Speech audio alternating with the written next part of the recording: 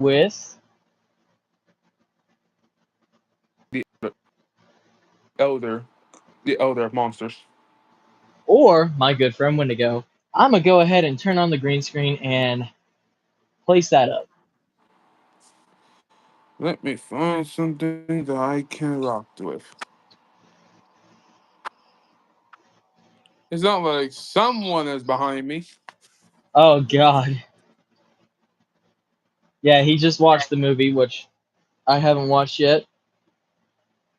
He a big boy. Yeah, I've heard reviews. It's good, from what I've heard. He a big. Yeah, I'm So saying it's not here. He a big boy. I'm about to do something real quick. What? You see, I have a TV in here that has YouTube. Right. So the first hour of this, we're going to be discussing I'm going to be discussing Kagami, like his attributes and traits and Yep. characteristics. Wendigo is going to be explaining Fukushu. Yep. Then we're going to be explaining story of the Kaiju Quartet, and then we're going to Yep. explain the Kizu incident that you saw on the Kaiju Quartet if y'all are coming from the Kaiju Quartet channel. Yep. Yes, I have the chief deity behind me.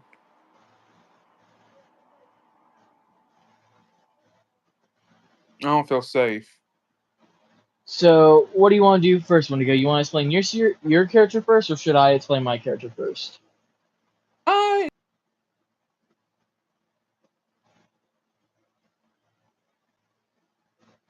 Alrighty.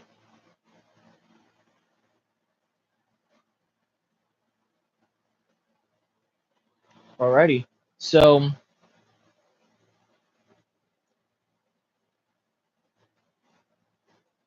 let's go ahead and talk about Kagami, my character. So, Kagami, I'm going to have to turn off this TV because that's going to get very distracting. So, Kagami stands at around 6'7", I almost said 6'2", and weighs 220 pounds. He has a 7-foot long tail. Dang, he's not fat, thick.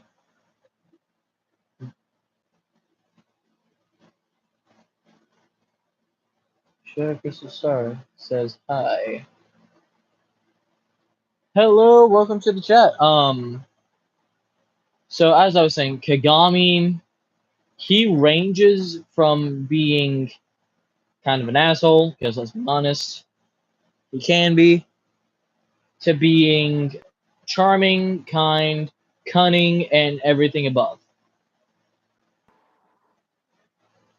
His main form is his base form, which is how he looked after Hiroshima whenever he got bombed. His second form is his 15-foot Godzilla form. His strength is still the same, just he's a whole lot bigger. And has more abilities such as the atomic breath and, well, thermal pulse.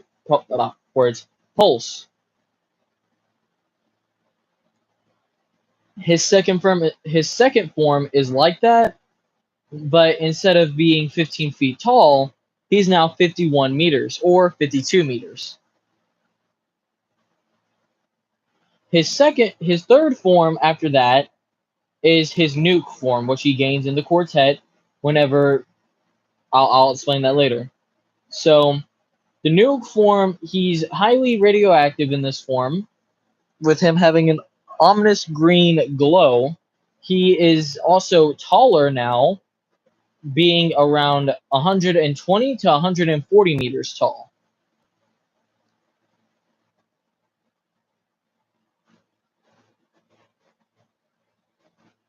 And after that, we have his death form, which is whenever he turns into Death Kagami. This form is about 160 meters tall.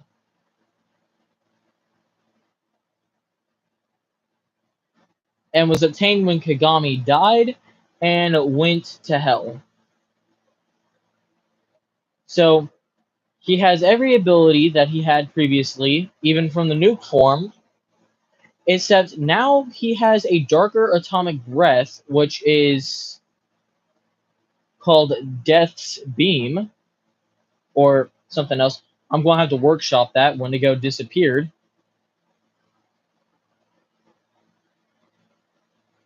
Oh shoot, he actually did disappear.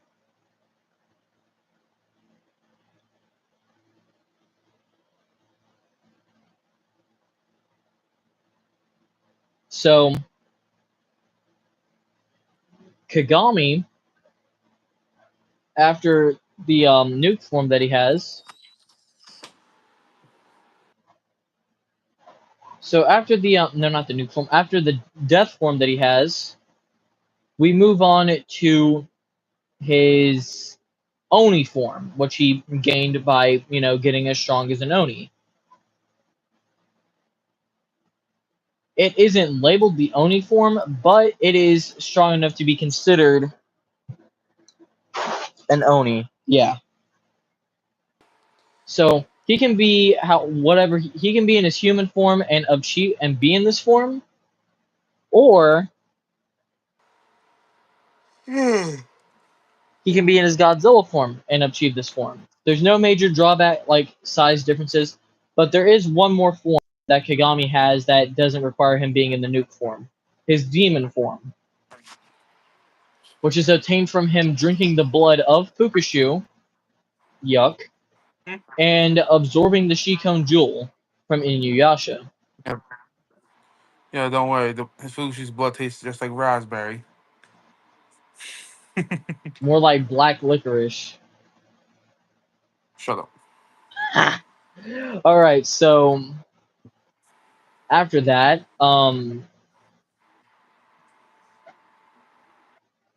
after his Oni form, we have his God form, which isn't his strongest form. What could be stronger than God? His astral form. His astral form is the strongest form, but first, his God form is about 300 meters tall.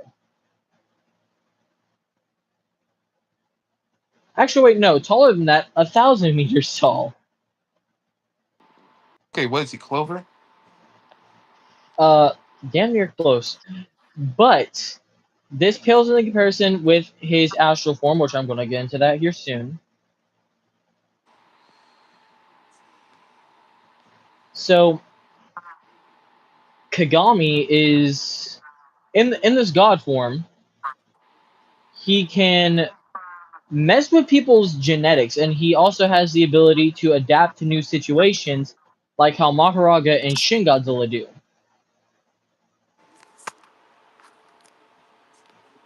Yeah, I'm about to turn off the freaking. Yeah, he can also. Ooh. He can also fly in this form. Who say lizards can't fly? Anyways, so after this form, we have the astral form, which is Kagami's strongest form and is the closest in strength in the universe of the Kaiju Quartet between the main three to being almost as strong as Fukushu. Mm-hmm. Fukushu is And first, Kagami second, and Ishiro is third. Yep, should I tell him the crazy part? What? Mr. Somebody's not even in the top 10. Or Yeah, anywhere near so, it.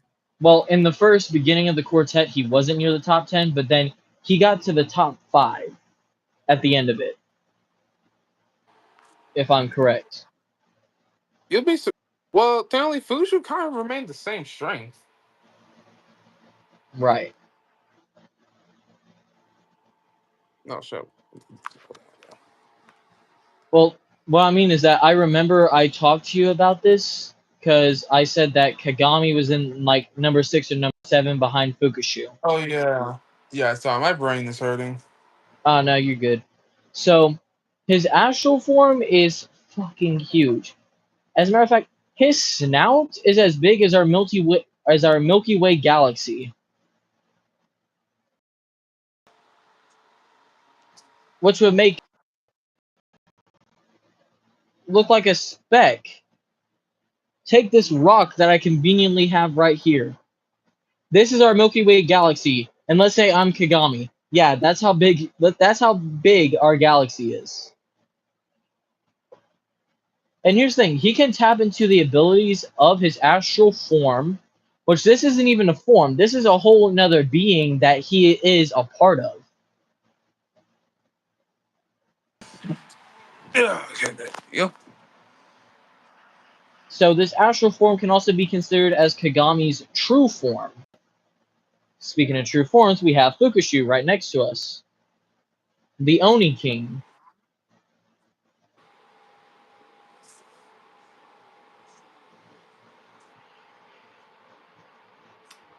I don't feel safe around him. So, in this form, Kagami is able to close tears within the astral plane, go through the dream realm, and basically do whatever he wants. He can play poker with Cthulhu if he wants to. Yeah. Now, Kagami, albeit he is strong in this form, isn't the strongest.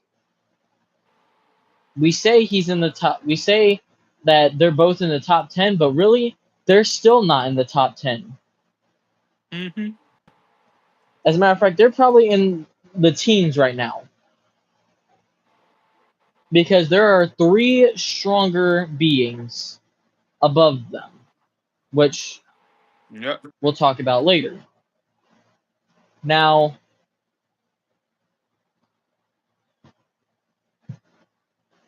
going into Kagami's story in the quartet, it starts off like his actual story that I have actually drawn down. So, first he's fighting this character named Kenji, which goes poorly for Kenji because he gets his ass absolutely destroyed.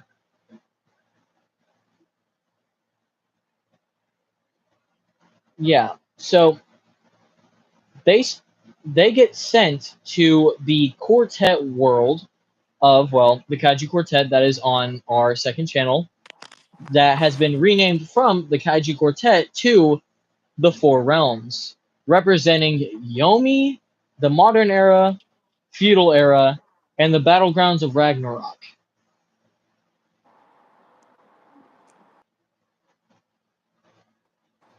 Which, world building, it works like this. So, we have Yomi underneath the modern era. No, not the modern era. Underneath the feudal era. It's below feudal era. Over the feudal era, we have the modern era, and then attached to the modern era, across the sea, is the battlefields of Ragnarok. Yep, and I know you're gonna ask why about heaven, so it's there. It's there, but it's far away. It's a whole different dimension, pretty much. Yeah. But yeah, once we get more, it's gonna make a little bit more sense. Yes. So Kagami in the first season basically has to go through the fact that he's back in school. He hates it. Who doesn't like school? Oh wait, no one loves school. Fuck school. Yes. So he sees someone that basically gives him immense PTSD, which is the person that Kizu's forehead? no, put hands on his sister. And Kagami beat the senseless living dog shit out of him. Mm-hmm. So Kagami sees him and has a mental breakdown, and this is the realism factor of the quartet. Kagami has PTSD, survivor's guilt, and depression. Yep. And Fukushu went over with Ishiro to go find him and found him in this defeated state, punching a brick wall till his knuckles bled. And I'm about to get graphic, so discretion is advised. Oh, damn it. Kagami, in a fit of rage, lashes out at Fukushu, transforming into his 15-foot form in a horrendous display. And it isn't an AOT transformation. He literally rips out of his skin like Broly. So going into a more destructive transformation, his 50-meter form is... He transforms into it by literally pulling the AO... Just transforming in general. He just transforms past his original form and basically engulfs himself in flesh and forms into his form. After that, we have the nuke form, which activates like an atomic bomb inside of Kagami's heart. It explodes, and thus the nuke form exists. Which, fun fact, that almost killed him later on in the quartet. But anyways, so Kagami later on understands that he can't live in the past, and he starts to live a little. Yep. So after that, he starts to act more human, takes care of his problems, and afterwards, in season 2, you see that he's a whole lot different. He's not, just a narrow-streamed Kagami that we know anymore. He's a little bit more bulky. He has rounder features. He isn't sharp like how he used to be. He's more rounded because it shows the change in his personality.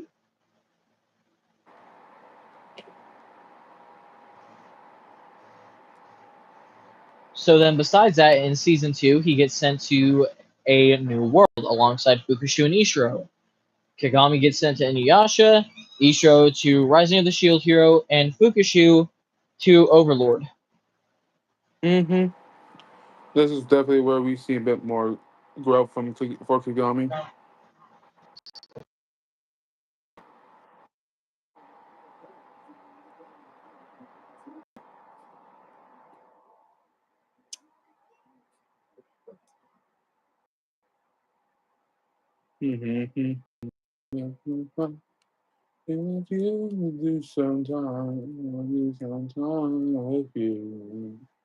Alright, continue with what I was saying.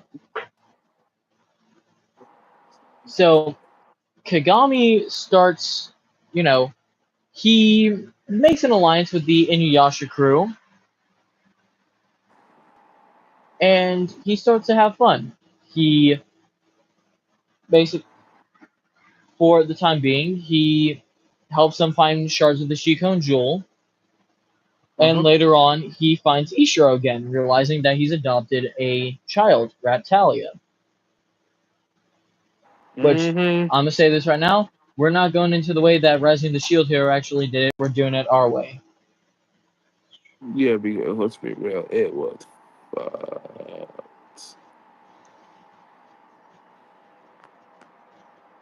So I'm about to take off this green screen. Yeah, me too. I need to buy me a new camera. I need to buy me a new camera prop now. Yeah, it's not like the darkness is gonna come after me. Anyways.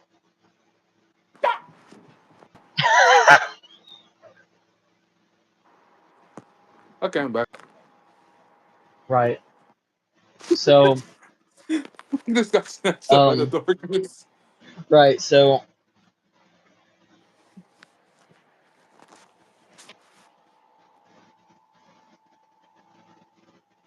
Right, so Kagami.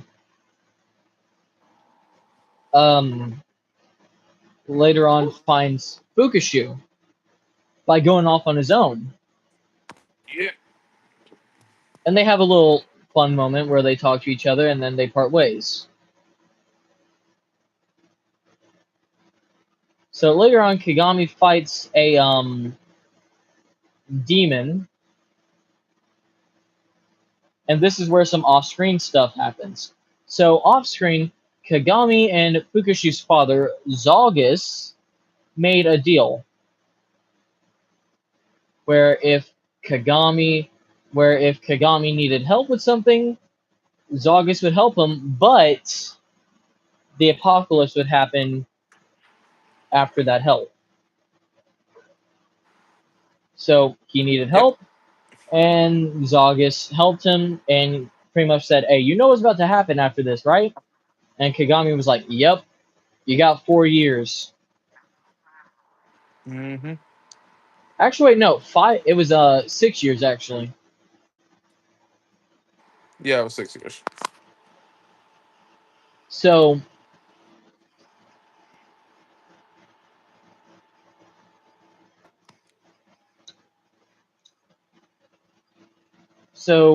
Kagami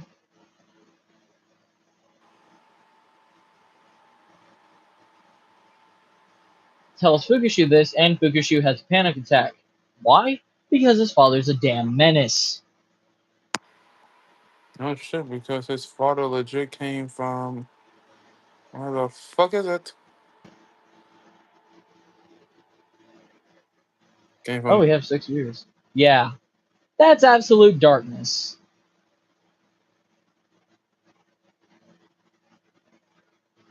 Yes. So let's see. Going on from that, Kagami starts training. He later on finds out about this place. Oh yeah, nice. So he goes to the underground arena in Rising of the Shield Hero and becomes the champion there. Fukushu is a sponsor. This is where he meets Sedina, and nothing happens between them. They have a friendship that's kind of flirting, but nothing happens between them. Kagami later on helps um, Ishiro, the Shield Hero, and the others with some work that they need to deal with the priest or the Pope. So any of y'all that know Rick and Morty, I'm about to do this. Oh! Like what the Gut Pope saying doing? Griffith. Eh, Which, okay, real quick, Guts has the most tragic backstory I've ever seen in my life. dude, ain't that true? Do you play gay football? No. No. What the? That's a first. No, we don't. And I did not like the fact that the moment that question popped up, we have 13. All right. Should we be concerned by that? No. Anyways, so afterwards, Kagami.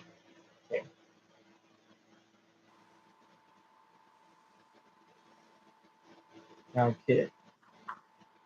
Don't you mean now kiss? No. Hell. Anyway, Hell no. what's it? that We're not. that's new. These people are nasty. Um, Get your minds like out together. yeah, we ain't like that. Only on Saturday nights. Shut the fuck up. Shut the fuck up. Shut the fuck up.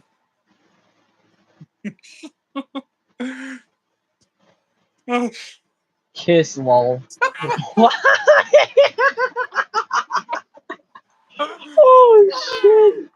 Um, I saw Instagram had some weird ones. it's it's YouTube now, dude. Anyway, so Kagami later on gets sent to the void. Actually, no, he doesn't get sent to the void yet.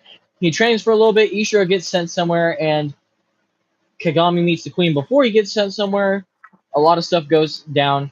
Kagami had something with the queen of no remark, didn't really go down. Kagami had depression because of it. Then met Kikyo, who is about 25 at this time now. Kagami is 27. So keep your mouth shut, motherfuckers. I'm planning. 2 year difference. We're good.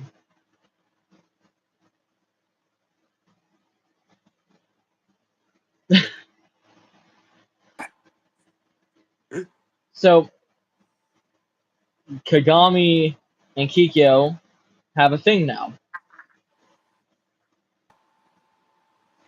So Kagami disappears to the void after a while, and Crimson, who is in Ishiro's story, goes to take Kagami's place. Nothing happens though. Kagami comes back after Crimson leaves. And Mm-hmm. Kagami, more pissed than ever, tells Fukushu, get Ishiro back now no matter what. And right as soon as he says that, Ishiro comes back after having to sacrifice the world that he went to, which was the Demon Slayer world. Yep. And should we give spoilers to who they summoned?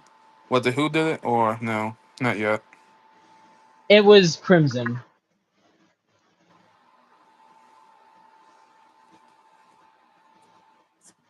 So now Kagami and Ishiro are in an understanding that Crimson needs to die.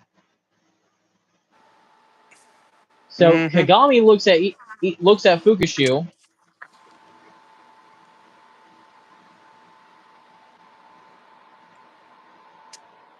What the hell? What? Kid Yolo says, "Yo, Yo. what's good?" Anyway, so Kagami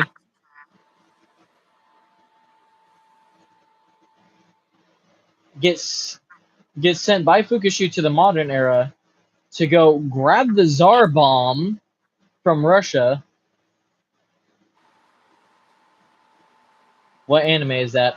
It is not an anime. This is a series that we have on our joint channel called the um, Four Realms, but I'll leave a link to the channel.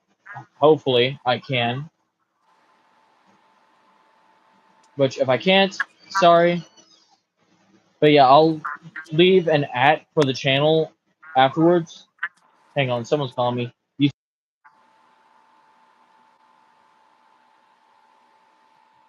Oh, he's gone.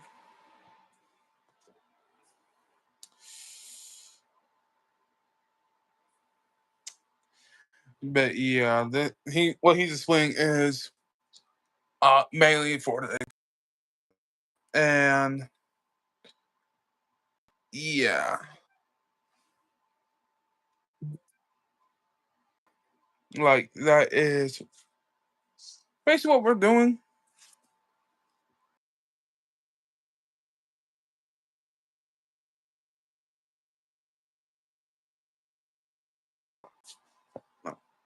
We have 7 episodes right now, and I joined the count the Kaiju on the Four Realms. So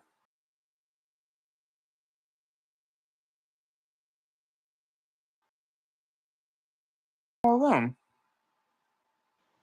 No, my one was And kicked I'm off. back. They So Kagami goes on to get the nuke form by allowing himself to absorb the energy from nukes. Going to Antarctica, by the way, he went to Antarctica, buried himself under heaps of ice, placed the Tsar bomb above him on a 7-hour timer, and radiation was just surrounded by him, and he had solar energy on his back.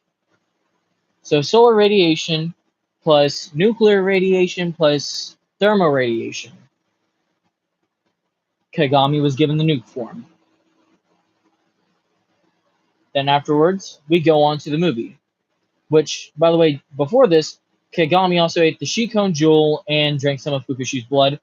And him and Kikyo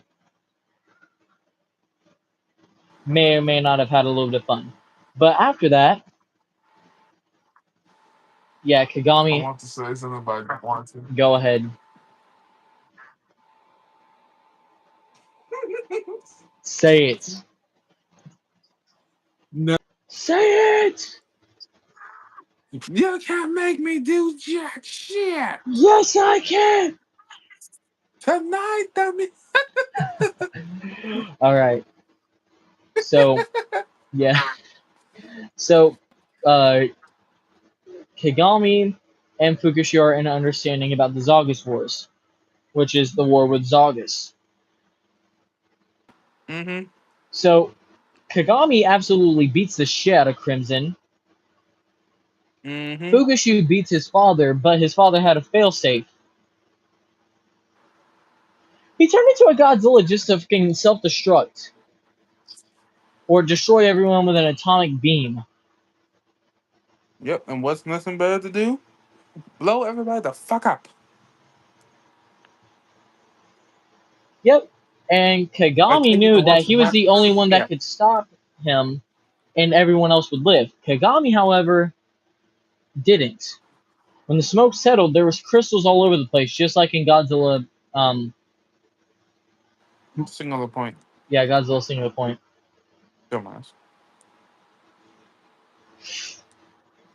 So Kagami would go on to live, make a manga. I am making a manga of He Kagami, is. He is. of And my he got the of midget. like.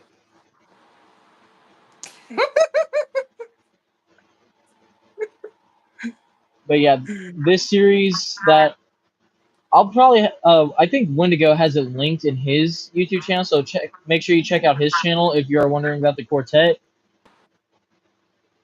So yeah. Hmm? Yeah. So after this, Kagami is sent to the hospital room of Nazari, which is where Fukushu rolled over, and finds out that he's been knocked out for a few months. His children are born, and he's able to see them. The little ones with the pops. What?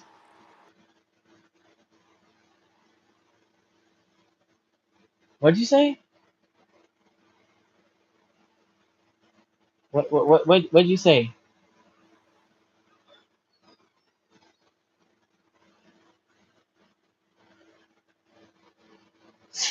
So at the end of the movie of Nazagu's Wars, it shows Kagami getting his um, childhood house and starts living in the modern era.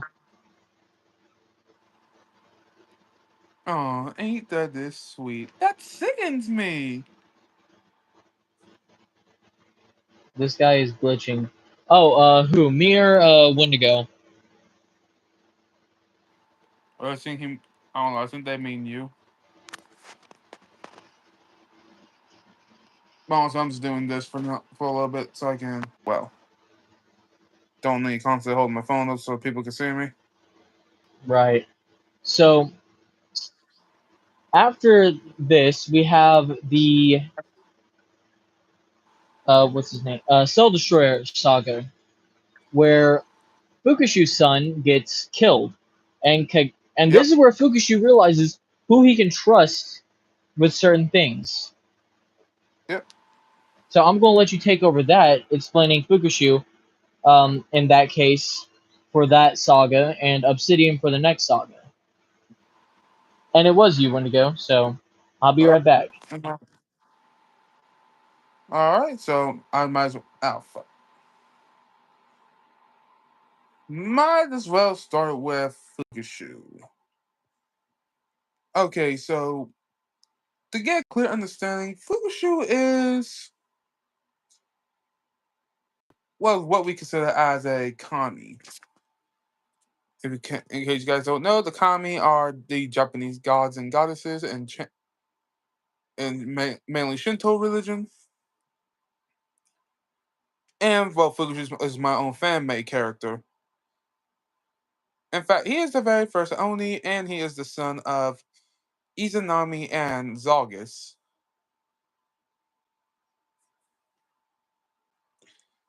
In fact, he reigned over Yomi for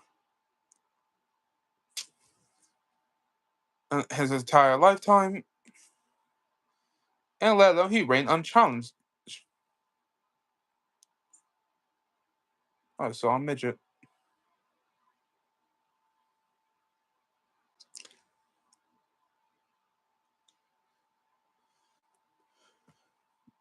But yeah, he was the very first Oni, and he created others just to do his bidding. And also did kill some yokai just to make sure no one never does challenge him.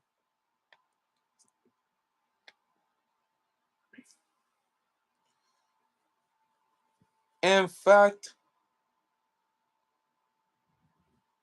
he was by far the strongest of, well, one of the strongest in the Amatsukami, only below his siblings. Oh shit, you're back. I'm back. Yeah.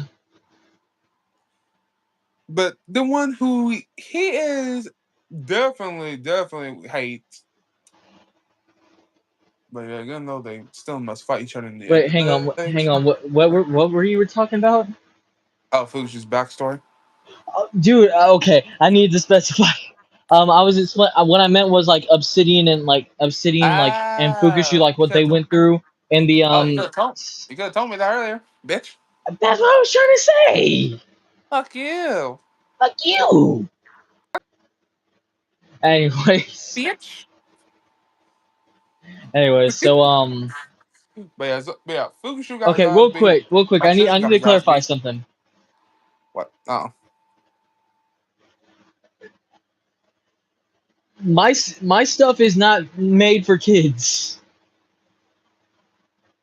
So if you're under like 16, no, not even 16. If you're under like 13 or 14, get out. Actually, please. Yeah, so So if you're legit actually, below last the live, age of, what's it called? There was this one guy, and I didn't know how old he was. He's 9. He was 9, and I'm like,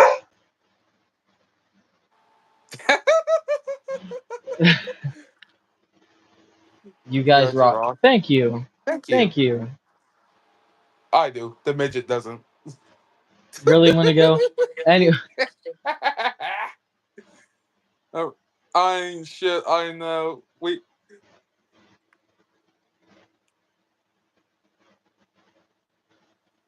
right. So But yeah, if you're under the age of fit, basically yeah, if you're under 17 the to 18, oh get no the no fuck no no, out. not 17 or 18 because a lot of people are probably gonna leave. If you're under the age of 13 and 14, please, I am encouraging you to leave Scram, you dicks. because even though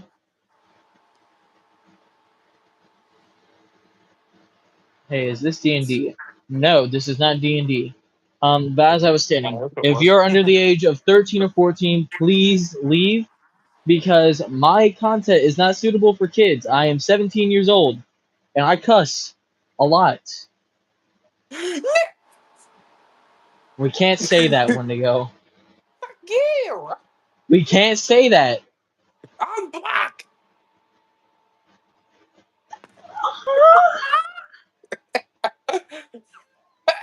Oh, I'm dying.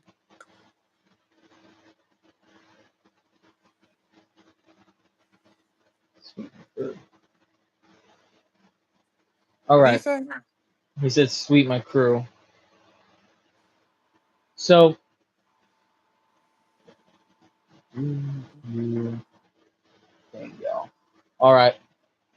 So, Obsidian gets killed by a Cell Destroyer. A Fukushu has massive to realize chocolate who. lobster. Yeah, Fukushu has to realize who he can trust, Uh-huh. and that's more or less Kagami and the people of Nazri and his own family. Yeah, His because son he comes sure back. ain't jack shit. His son comes back due to means of magic and wizardry, because why not? And Character plot. development. I see a cat. Hang on a second. You, big boy, come over here for 5 minutes. He's Big boy, grabbing one of his lions. I need you. He's not a lion. He's a tiger. I need you to come over here for me for a second, there, And big boy. This is big Felix. ass. He's a big boy. Hi, Scarface. Scarface the tiger. Shah Khan. He's regal. He is just he's muscle. He's Shah Khan. Yes. Yo, read what he said. And there goes Shah Khan. had a had a Squirtle moment. A Squirtle Squirtle. moment. You are Squirtle. Really want to get why you gotta do me like that. Squirtle. So yeah, afterwards Kagami has to basically after that Kagami becomes Obsidian's therapist, and then And yeah, just messing with you, bro. I said you had a Squirtle moment because he had to leave and get a cat. Yep, yep. it's because we're I not I trying to. I love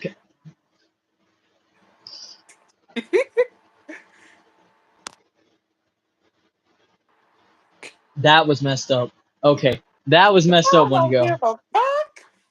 That was just. I'm grabbing another cat after this. Okay, so let me just continue. So, okay, so Meow. Kagami, Fukushu, and Ishiro after this whole incident, basically something starts messing with their minds. Yes. It turns out it's a being known as the Fallen or the Banished One, also known as Yazaba. Yep. He messed with And their y'all. minds to have him come back to reality. Yep. So he can have his vengeance out on a couple of his kin. There he goes, another Squirtle moment. Okay, but yeah. What's So now? Which one the you one brought? thing Yazaba didn't account for is that Kagami and Fukushu are there. They're not as strong as they were at the end of the quartet, which is still in progress. So this is kind of Mhm. spoilers, but yeah. And not to mention, we are not to mention, Yaldabaoth was not even full strength for in this art actually. Yes.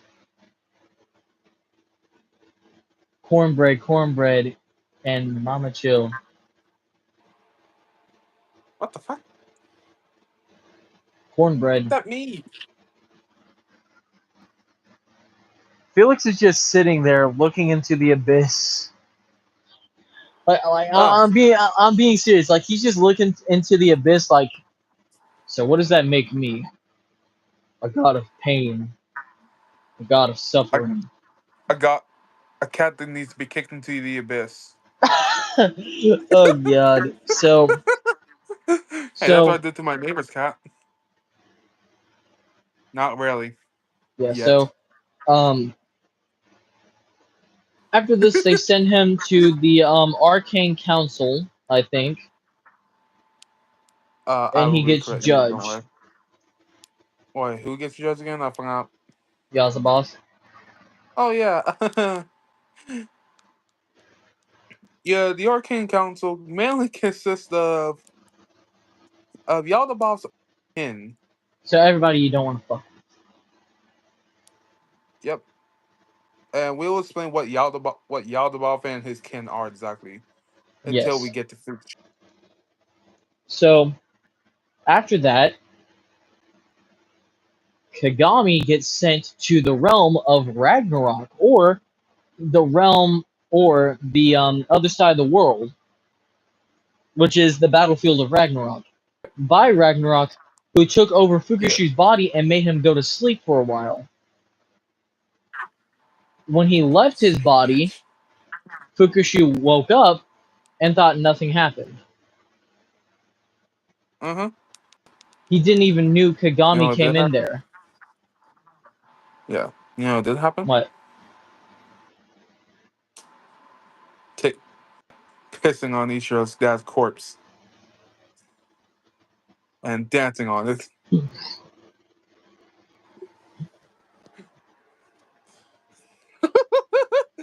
I almost In did a case you split guys, take there. in case you guys haven't noticed, I do not like this character at all. We'll get to that later. Yeah, you guys gonna see why.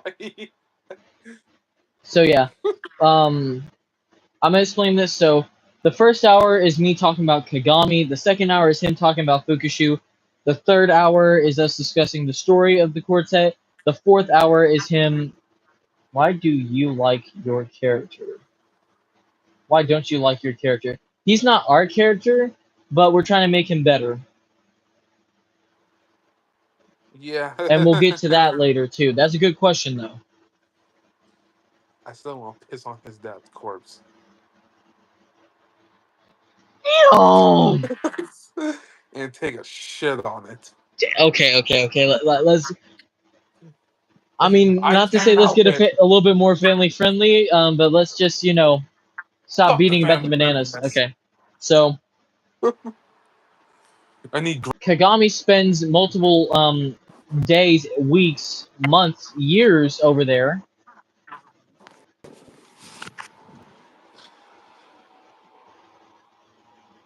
Yes, at why don't he like his character? I'm about to give me some grapes. He's neither of our character. He was the character of a person that is no longer in the quartet that he basically neutered. He neutered his own. This guy neutered his own character, and we told him, "Hey, we're going to have a character has the same name, same abilities, but he's different, and he is completely different because we're trying to make him respectable instead of a piece of shit, to put it lightly."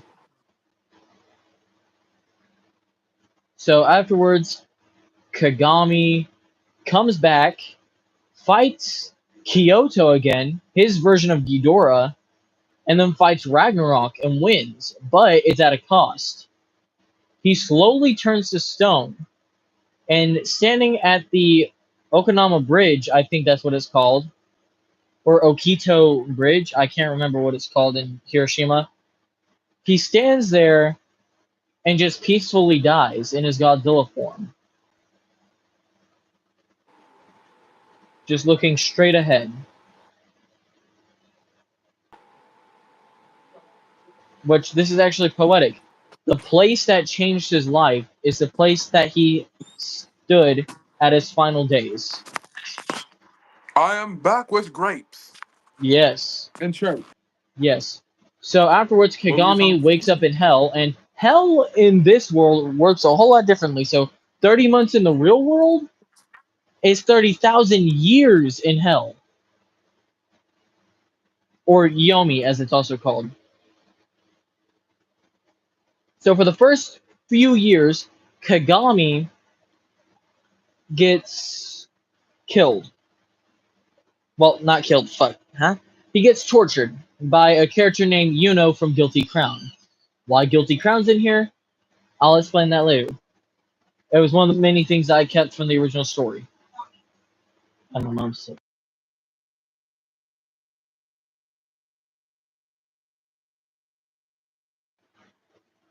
So, Kagami would go on to become an aspect of death after he was found. He would return back to his original world and help everybody in the war against Baal, which is whenever he sees Yuno again and tries to kill her, which goes into the next saga, the Yuno saga. Basically, trust issues between Kagami and Ishiro emerge again, and Kagami says to Ishiro, "You know what, fine. I'm not going to help you anymore. You can consider me off your team." Later on, there was a trial by combat, and I'm kitty.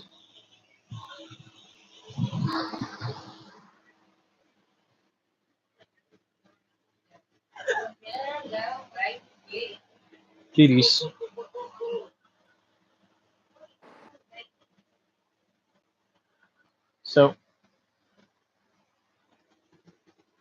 So Kagami later on fights Yuno in a arena childlike combat and has a mental breakdown and stops.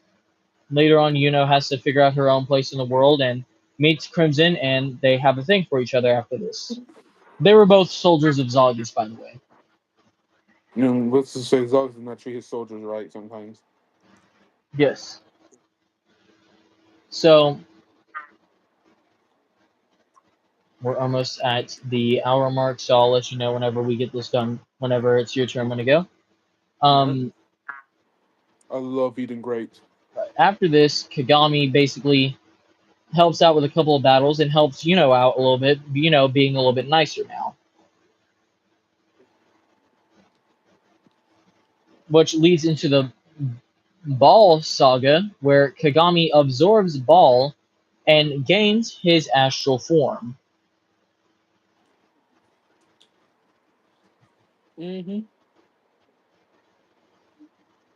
which placed him in the 17 slot in power.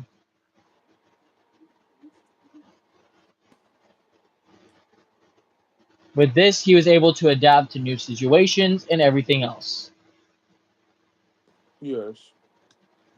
And he was able to look at somebody, see what their flaws are.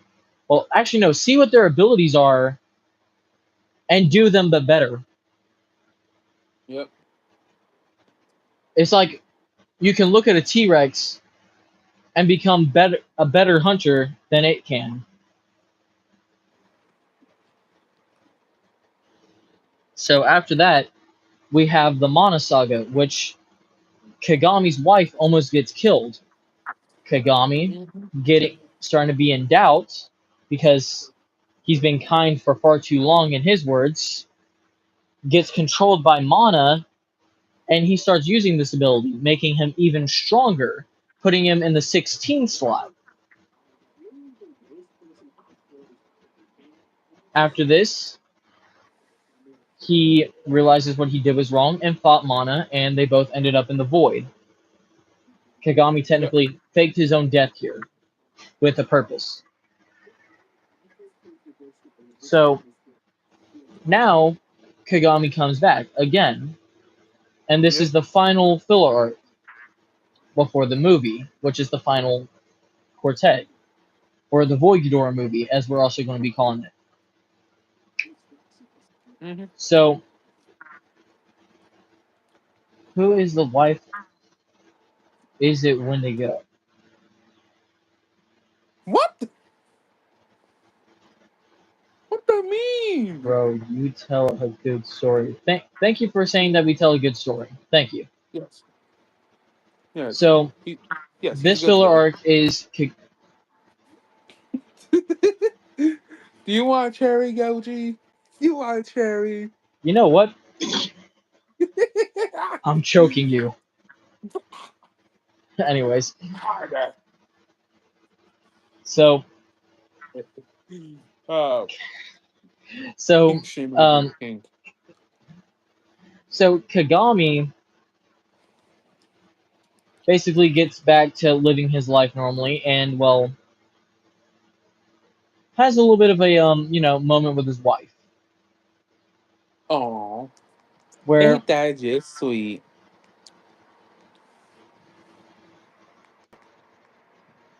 Pop the cherry, pop the cherry. Yes, comedy gold. So now we go to the Void Ghidorah movie. So Shimo, or Izanami, who is Fukushu's mother, senses the presence of the Void Ghidorah, which sends her into a whole entire spout of anxiety and PTSD. Her husband also gets pissed. His name's Gojira. After her last two exes decided to leave her. Right. So it goes to where it shows Ishiro fighting someone or training with someone.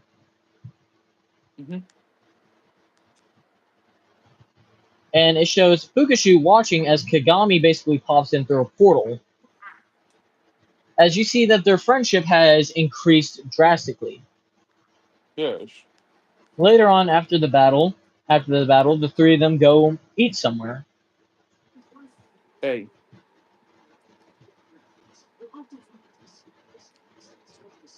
So after they go and eat somewhere, Ishiro goes back to his world and goes back to his kingdom, and Kagami and Fukushu go over to Nazuri, where they see it's completely covered in ice.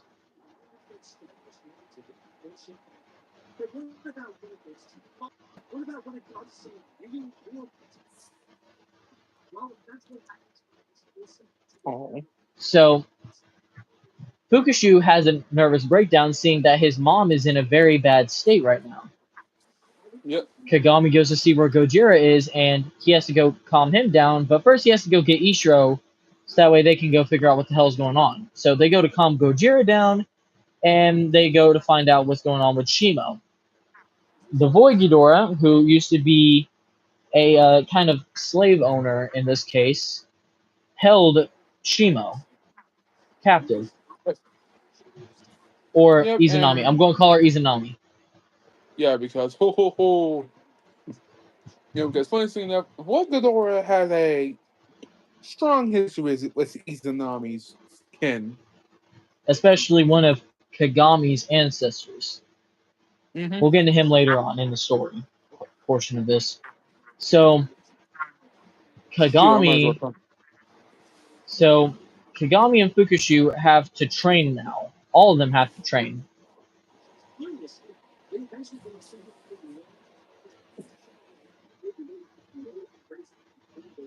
So that's pretty much exactly what they do. Except now they also have to deal with numerous Ghidorahs numerous tremors and other beings waking up because they're scared. So that's basically kind of laying waste to the world.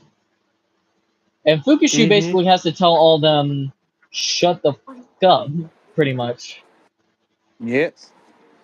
So after that, it shows them in space as they all took off. Fukushu being the fastest, taking them to the Kuiper Belt. Mm-hmm. Well, actually, no, they're right outside the Quartet world in the modern era, which the modern era has been laid waste to, as it shows that there's pieces floating in space of the Earth. So they stand on these pieces, and it shows the Void Ghidorah and all of his mass. Now he's about 1,000 meters in length in this, but his actual form is bigger than Kagami's astral form by twice the size. Yes.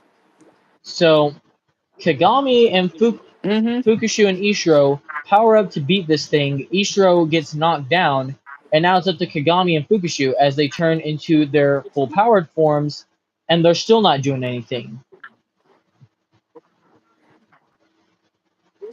Until it started to fuse into the goat himself. Kagamashu, which we'll get into him later on whenever we get to the story Yep. portion of this, okay? Alright. And plus, to choose the goat. Kagamashu is a menace. But Goji to eat your heart out. Right. So they use pretty much the equivalent of a full-powered golden Kamehameha to destroy the Void Ghidorah, and it makes an explosion in space, which isn't realistic, but I don't care. And Kagamashu defuses into their regular forms, and Ishiro has to catch them. As the mother of horrors herself, Gaia, appears to let them know, Mm-hmm. y'all have won, but now all of y'all have to say goodbye to each other because y'all have to return to your original worlds respectively. Kagami wondering if they'll be able to, keep their wives and their families with them, asks that question, and Gaia says yes, but it'll be a while before your world gets repaired. So, Yes. a solemn goodbye to everybody, and it just shows the end of the movie. Everyone's living the best life that they can, and they miss each other. Awesome. But Yep. A secret threat is starting to wallow underneath. Maybe. And that is the Yeah. end of my portion. Wendigo, it is your turn. Yep. Okay, for stories about So I'm Fukushu, gonna we go need to on get old. mute. So you go ahead and continue. Well, but for stories for about his family tree a bit, but though, right? So to get to know Fukushu a bit more better, his family tree is pretty complex or a little bit confusing because, like I said, Fukushu is a child of Izanami and Zalgus, but he's also a Oni as well. You guys probably know what Onis are. They're kind of Japanese demons, but they are we have to have physical bodies.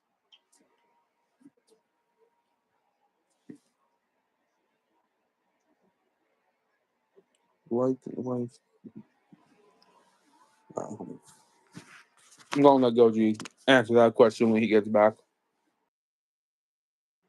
But I was saying, but yeah, Fukushu is yeah. How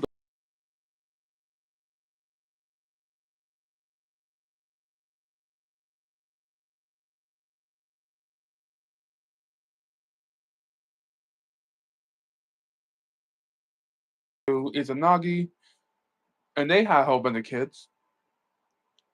Fuk- and another thing you guys must know about Fukushu is he is also a descendant of the Amatsu Mikaboshi, that is the Japanese god of chaos and evil.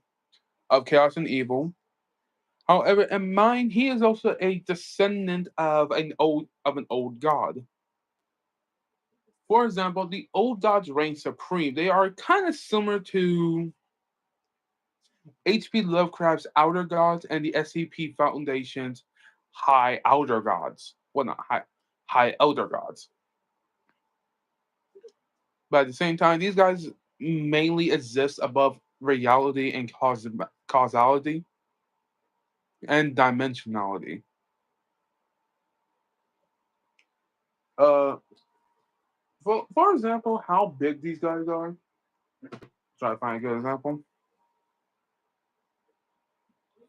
Take this I forget what this little seed from a cherry as one of many universes, and the fact the old gods can grab it like this scares people.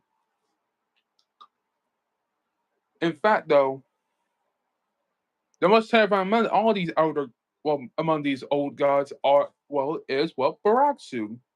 Baraksu actually has two mates, that being Shub the All Mother and Dagon, the abyss angel. Uh, when it comes to so Dagon and Baraksu had Baran Daksu. Baran had his own set of kids, those mainly being ocean deities, and Daksu actually spawned the Amatsu Mikaboshi, and together he spawned the first generation of the kagami, and then they spawned Izanagi, and yeah. But Fukushu was not really raised by his mother. He was taken by he was taken by his father, and I'm gonna turn my screen. I'm gonna turn this off because I'm tired of looking at myself. But yeah, Zalgus was not really a great father to our dear buddy Fukushu. Then they be keeping him for as what we can basically explain as uh his entire childhood and teen years until he was ready to take over Yomi.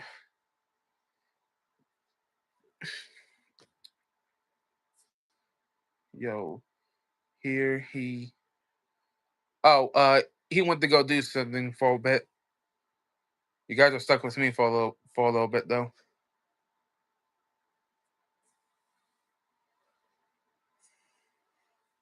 And yeah.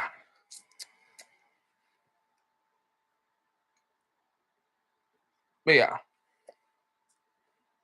you guys probably, but yeah, Fukushu was really just abused by his father August when he was like a kid and teen, and really badly because his father is hatred. No, dead ass. His father's legit hatred itself.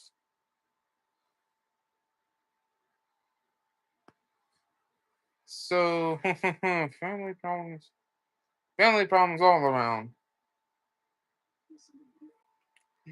But yeah, Fukushu went to Yomi, challenged the previous rulers of it, killed, well, kind of killed, but not really.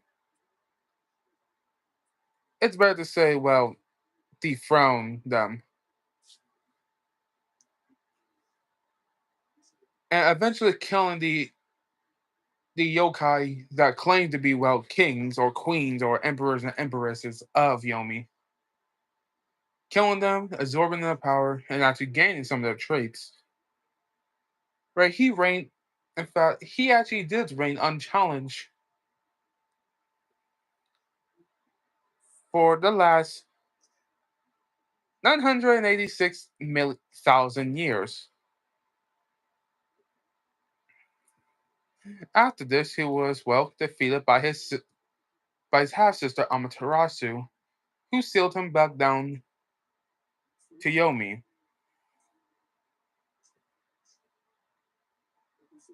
And so he created a powerful yokai, this to help aid him in this, well, to corrupt souls and Yomi. Well, not corrupt souls, corrupt human or, yeah, human souls around the world so he can create an army of Onis. Yeah, I forgot to mention, he's the first Oni.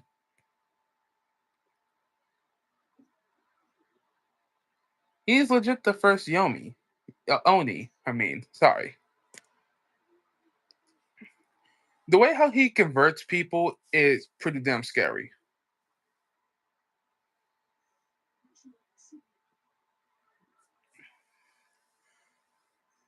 Either A, he, well, makes you drink his blood, bites you, or there's a simple touch.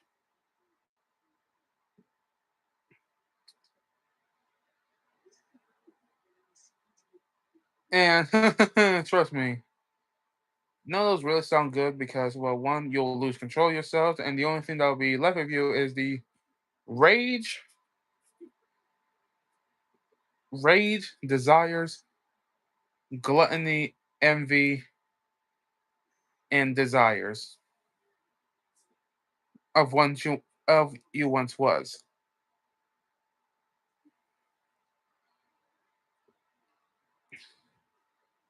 In fact, Fukushu was also dubbed as the father of all Onis. And speaking of father, he is besides of, well, the canon quartet kids he has, he is also, well, the father of several Onis. I'm not going to go over all of them because, well, one, they'll take way too much time and mental insanity for me. Not to mention, I may have lost some of the. Yeah, I may have lost some of the names though. So, yeah, I lost some of the. Yeah, I lost some of them.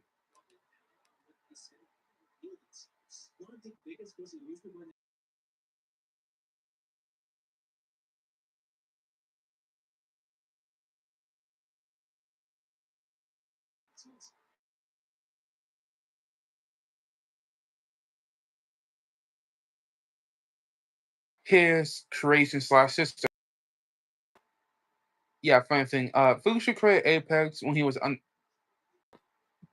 yeah, Fukushu created Apex. Whose name I'm definitely changing. I swear to God. Oh shit! Where did he come from? I turned my head away from the camera. For a second that you came. All right, just want to let you know that you have about 50 minutes. Yeah. Fuck off, bitch. I'll Anyways, probably get to the continue. quartet part. All right. But yeah, Fukushu created Apex by using the inspiration from the kitsunes and other yokais as well, and including some inspirations from the Wendigo and Skinwalker. Which I swear to God, I think one of them is outside my house. Maybe. I don't know. It might be Goji.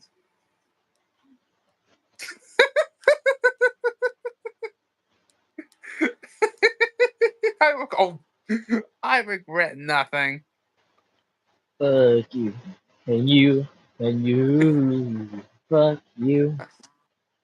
Thank Anyways, you. continue. Go. I'm playing Minecraft while we're doing this. Continue when to go. But yeah, him. Yeah, Fukushu, Apex, and Atante, one of his demon generals, or I guess you could say yokai generals. I think you were Which about to say that. I'm about to place myself on mute. I'm going to get myself a plate of food because I am starving. Continue though. all right.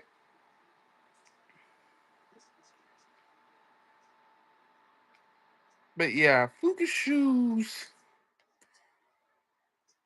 when Fukushu was first entered the Fukushu has pride in the quartet. I want to keep this in mind and like circle.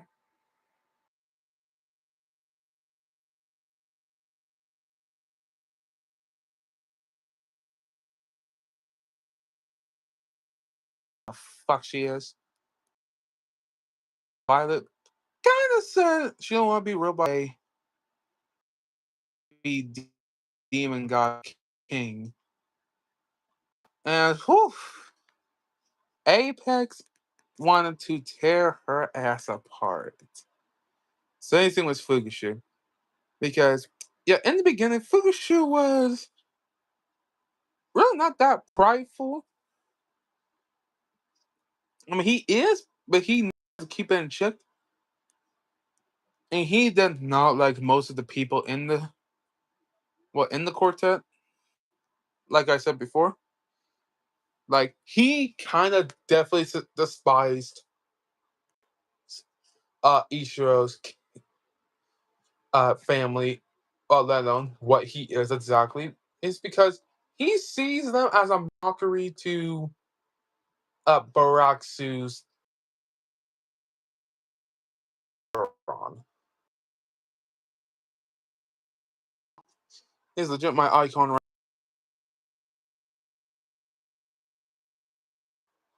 Yeah, he legit to see every version of Ishiro's time as a disgrace because he just sees them all as just a common copy of his ancestors' creation, a powerful primordial monster that should not be disrespected was lesser, pathetic, and weak monsters that was supposed to be made in his image. But yeah, through the course of the quartet, well, of season one, he began to show less pride and actually began to be laid back a little bit. So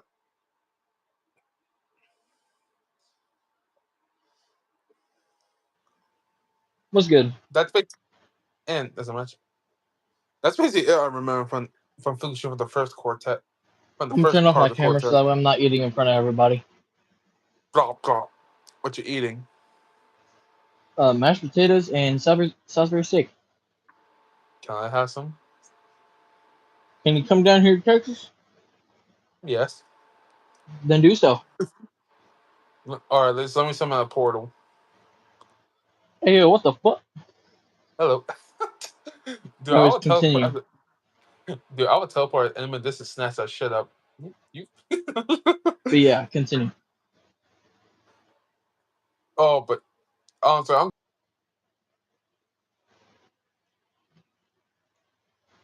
Right. Keep in mind, everybody, Fukushu's other friend by now or alliance would be with Kagami. Yeah. He would view him as an acquaintance because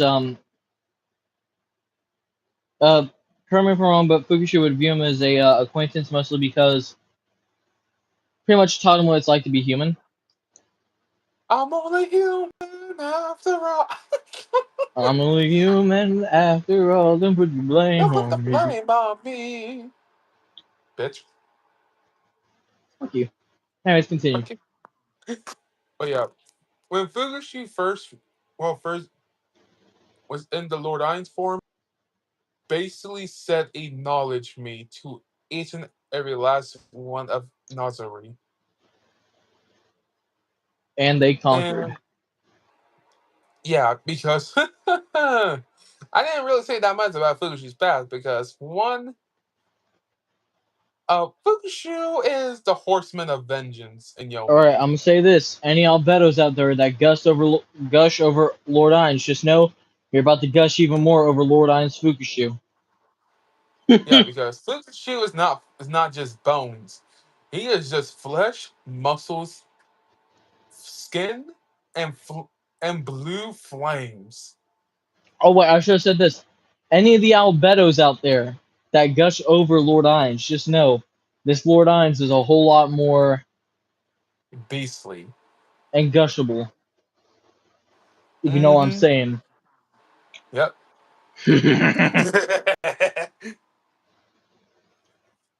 Continue. But yeah, Fukushu was a conqueror, all right.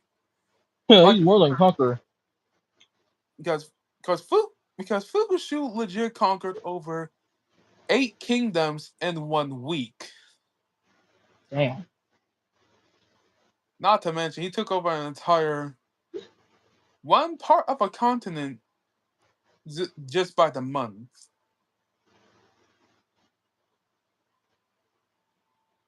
This Damn. is this is mainly due to the fact well Fukushu, even though not having all his powers. And get this, even though Fukushu as Lord Ainz expanded the Great Tomb of Nazari, which would make it a big kingdom, his kingdom is the second biggest. Mm-hmm. Yes, that's true. But yeah, Fukushu has a friendly interaction with Kagami. You know who really didn't have a nice interaction with Fukushu? Guess who? But I will say though, I think that Fukushu would see the change, would smile Yeah. at it, and would let him live. Yep. How about the Cardinal heroes? They Well, got they got the living shit beat out of them. yeah, because they were because first enough, one of Nolamar's smaller neighbors were on Fukushu's list to conquer, and the Cardinal heroes tried to fight Fukushu without Ishiro's help, and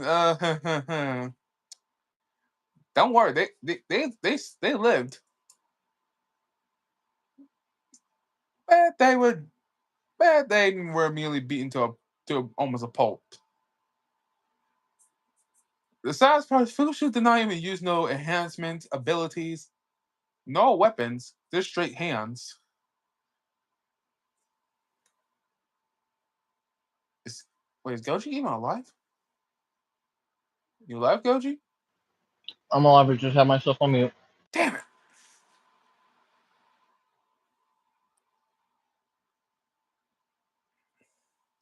But yeah, I would not. But if I was the Cardinals, I would not show my face around my kingdom again because since I just lost to a goddamn uh that was like a knight that just crawled out of the depths of hell. I'm sorry. What do you expect me to say? I got my ass beat by a goddamn pony.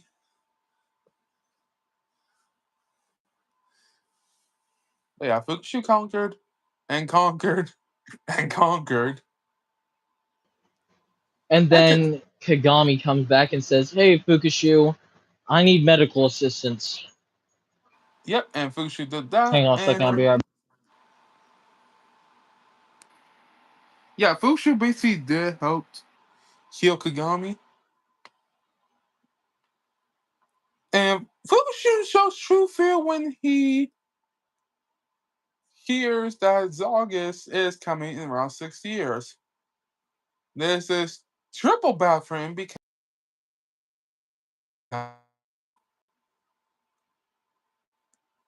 as he decided to start a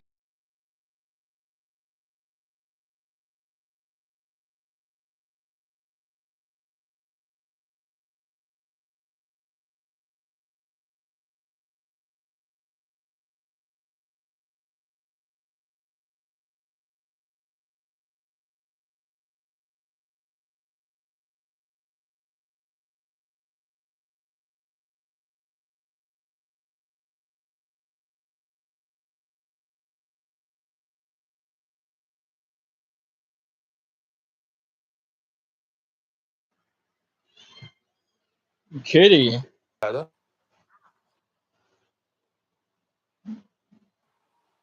continue. which one is that one? Felix Jr.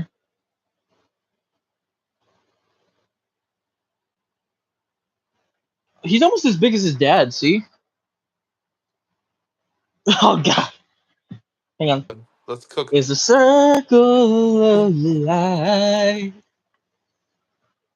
He's looking at you like, get He's off like, of me. "Let go of me! Let go of me!" Continue. Oh, yeah, I was telling him that Fukushu has. Uh, Fukushu was a very busy man. All right, you got 40 minutes. Continue, my friend. Yes. I know. Yeah, but the most important ones that we must know is Nama and Obsidian, born from Albedo. Yes. No shout tier stuff Uh, because no, no, no, no, no, no. hey, no.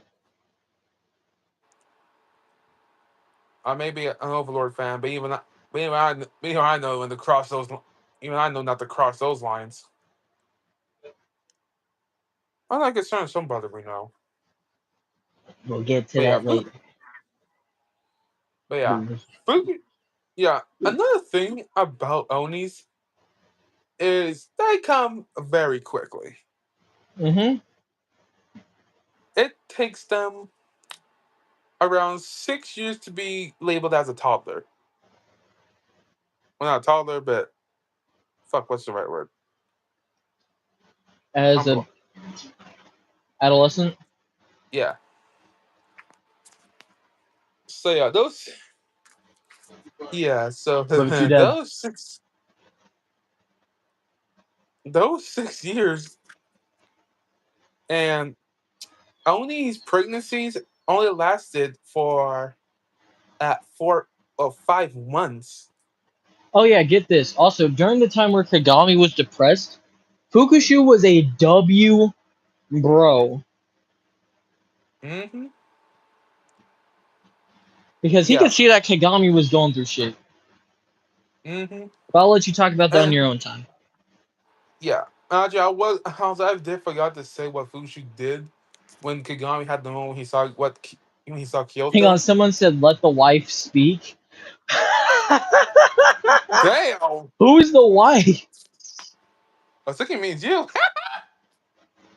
I think she means you. Fuck you, Wendigo. Anyways, let's continue. Oh yeah, but yeah, Fushi said cute, and this grabbed Kagami's freaking monstrous head, or monstrous forehead. But Mr. Vegeta over here. What? What the fuck? You hang on. Let me show y'all something real quick because this man's slandering my boy Kagami real quick.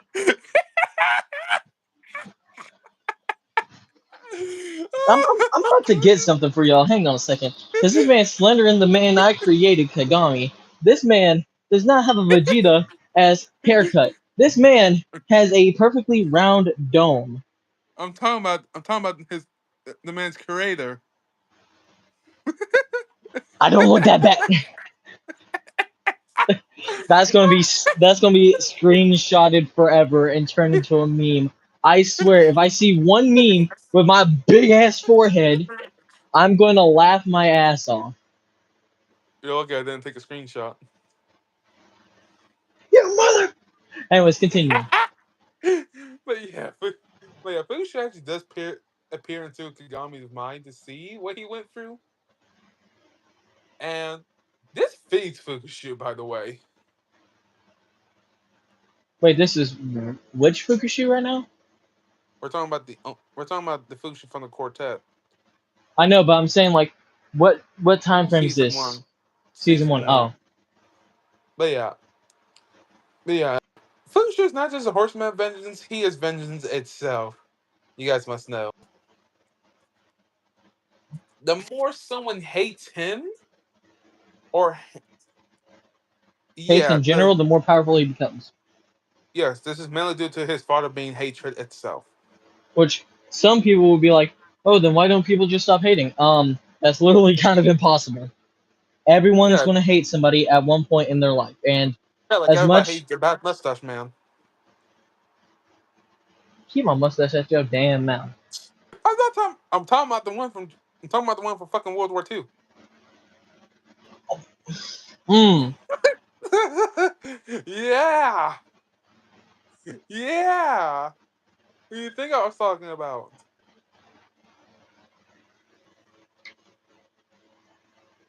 Anyways, continue. But yeah, besides that, Pikachu. But I'm just going to skip to the filler art thing. It's not really filler art right now. Yeah, What it was, it's like that's probably going to be like a Valentine's Day special for the yeah, quartet, maybe. yeah. But oh lord, Fukushu's hand through that process. Because, because after Fukushu's mate gave birth to his two twins, yeah, Fukushu's hand was nearly gone. Huh? Fukushu's hand was nearly gone after Miss Alberta crushed the shit out of it. And Fukushu's like, how can a woman be this strong? Yep. In fact, Wait, hang on. I just in, thought about something. what? Would Fukushu have to go through that again whenever Kikyo was having birth and Kagami was too knocked out to know? Yeah. So, like, can Fukushu just sitting there, like, why do I have to go through this again? No wonder Pretty he slapped Kagami. yes. Yes, because poor I guess the worst part, it was the same hand that he hold out better. He's like, again? yes. He's like, And round two. guess what What? when him and his father got them scrapping.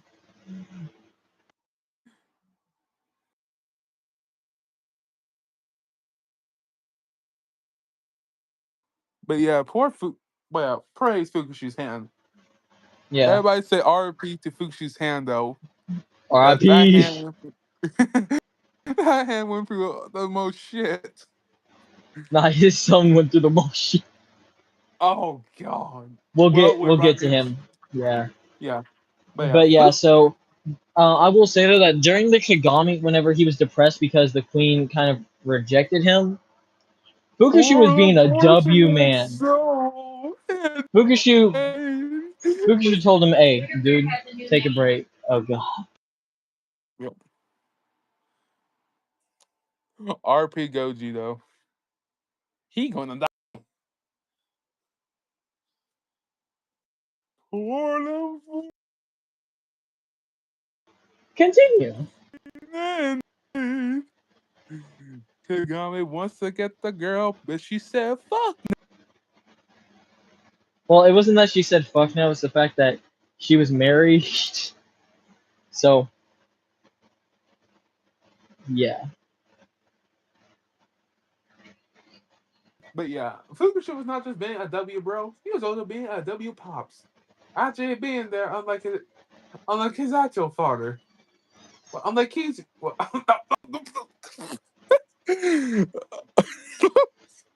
Dude, unlike you're this Ichiro's close. father. Also, I think we're at the 30-minute mark. Alright, Yeah, we're at the 30-minute mark. So alright. continue. But, but yeah, Fukushu was basically being a W person around in this art. A good friend and a good father. Unlike his Unlike father. yes. And unlike Ichiro's donut.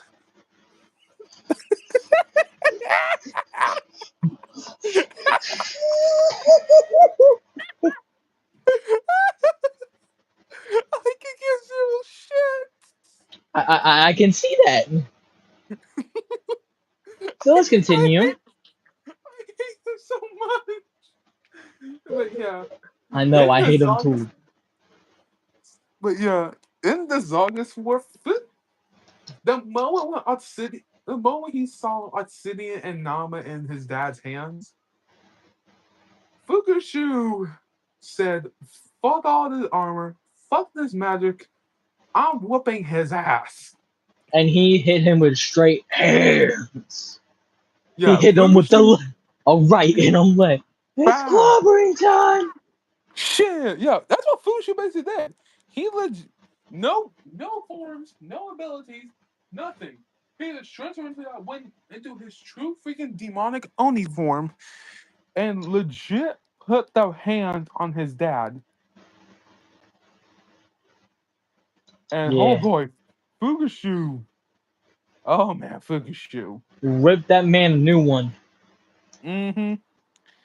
He legit said, "Touch, you dare touch my babies, your ass is dead." He said, my baby. Mm-hmm. Wait, Wendigo, you can do it better. My baby. Anyways, continue. But after that, Obsidian. Oh god, Obsidian Yeah, and Obsidian the went through the cell. worst of it in the Cell Destroyer arc. I almost said Yeah. Cell arc. Well, here's the thing. So Cell Destroyer was I'll say that in the story part. Yeah. Continue. So so everybody was celebrating a week later after Fukushu after the Zogus War, and then they heard Yeah, a they scream. basically just they threw a party after basically celebrating like we're all good now. Yeah, until they witness the unthinkable. Obsidian's heart was missing from his body, as they see crab horse cre- a crab with dog creature ran out with his son's heart. Hmm. This and let's just say Fukushu uh lost his shit. Like because they had a funeral a few days later, and Oh he my asked goodness. what No, no, I know what you're saying. I'm it, listening. it's he asked everybody just to leave the room because after they got done burying Obsidian, and only thing that his own wife and daughter can hear is just him tearing apart the room. They hear him screaming, crying, hear, hearing furniture being thrown around, glass shattering. And once they open the door, they just see him just covered in both furniture, his blood, and tears. That is the death of his spawn just broke him because he wanted to give both of his kids something that he never experienced, that being freedom and a will to choose their own path. But the fact though his son is dead. He felt like he failed. Yeah, that's the worst pain a father can ever feel. Hmm. Like how, and oh Lord, the one we did in the court, the one we did in the role play was far more worse. Oh yeah. Yeah, because he got the Godzilla Jr. treatment. Yeah, let's continue. But yeah, Fukushu actually went on a hunt by himself to go find Cell Destroyer. Yeah. Although he managed to find small traces of him, it's just to prove this thing was a straight out demon, both literally and metaphorically. Because on one of its rampages, it saw. There's a reason why there's a reason why it's called Cell Destroyer. He's Fushi saw the lifeless husk of livestock, men, women, and children, all laid Yeah. out like carpets. Our stories are not for the faint of heart. Yes. And what makes this more sad is Fukushu just saw two of the victims, a mother and child, holding on each other for dear life.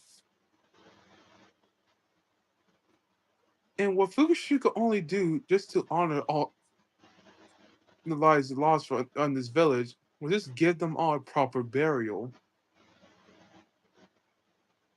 And keep in mind, Fukushu hated humans until he met Kagami, Kikyo, most of the people. I cannot tell you're dead or alive. I'm like, Damn it. But yeah, it was just fucked. It's the Well, yeah, this shows what's now starting to do well. Have a soft spot for weaker people, kind of. he understands that they all have a life. Yeah, and not just that, this also basically fueled his own hatred and well, vengeance. Basically, makes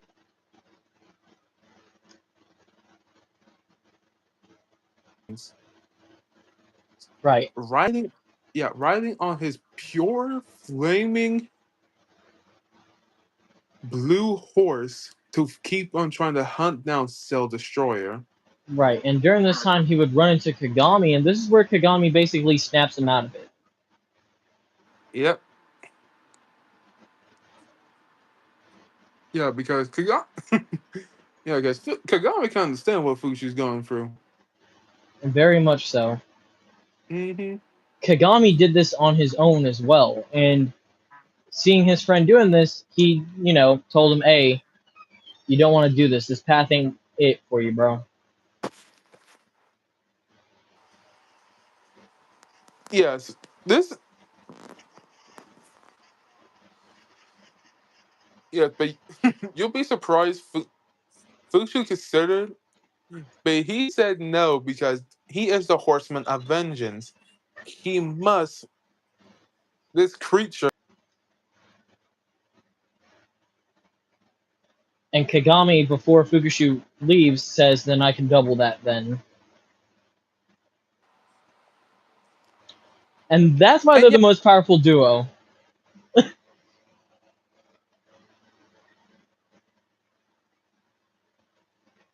but yeah, but yeah, unfortunately, Zelda Shore was heading. Oh, Ishiro. Ooh, he got fucked over.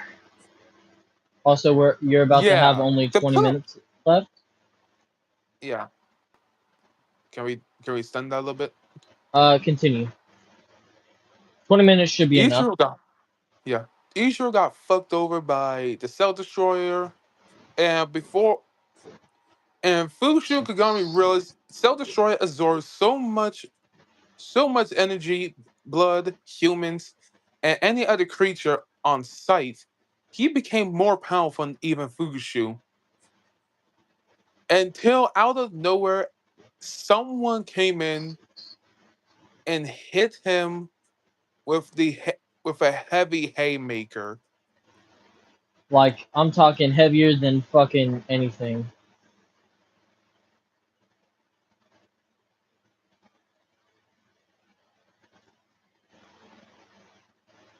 Yep.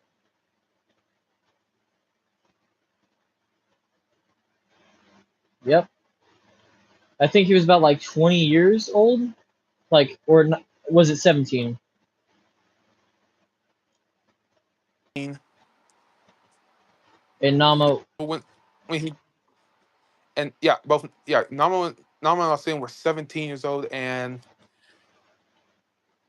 when Obsidian died, Nama was still the same age, but Obsidian, yeah, he went through a good change. Basically became a 20-year-old man. Yeah, so just a little bit younger Yeah, than Kagami. yeah. Actually, quite a And few. and he beat the shit out of freaking Cell Destroyer. And drove him out. Yep. Not permanently yet. And this is actually where we get to the Fallen arc. Well, not yet. Oh, not yet. Oh yeah, but I mean Obsidian's own personal arc. Because, Because well, here's the thing. Obsidian takes care of him, and then Obsidian's own personal arc happens. yes, because even though he did defeat Cell Destroyer, he is haunted by he is haunted by him. And Oh, he has the most worst nightmares ever. His sister being torn apart by it. He constantly see him when he's like alone. And worst part, he legit constantly sees Cell Destroyer ripping apart his mother and father. And he goes through a lot in this arc until basically one of the people got mainly because there's like only a few people that's able to keep him going. And that one person is definitely his twin, Nama. And it was the Yaldabaoth arc or the Fallen arc. yes. All right, so let's just clear everything over. Yaldabaoth is an old god. I think I need to be a bit more. I think I already did explain a bit more about it when I was talking about Fukushu. The old gods are basically similar to H.P. Lovecraft's Outer Gods, but they are a lot more unhinged, stronger, and more violent. Yaldabaoth was one of the few that was not really the strongest of the old gods, but basically in the middle ground.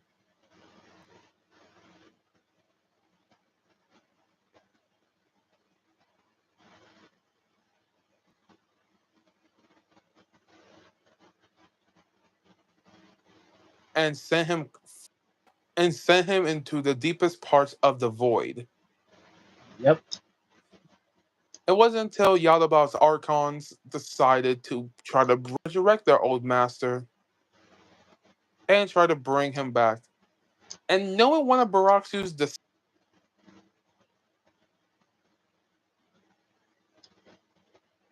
Not just not well. one, 3 of them. Actually, no, 4 of them, really.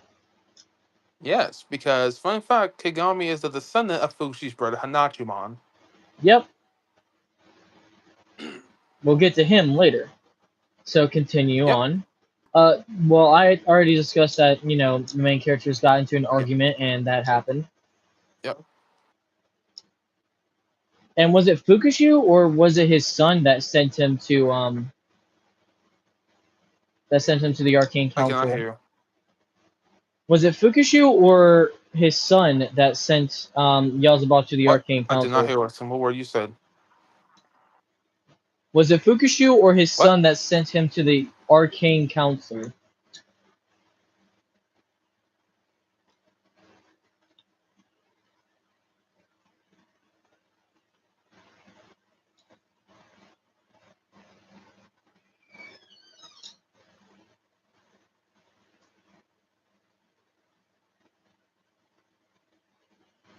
Right.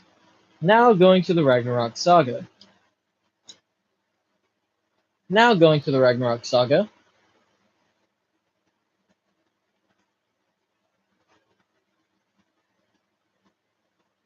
Besides find Kagami and influence him to come back.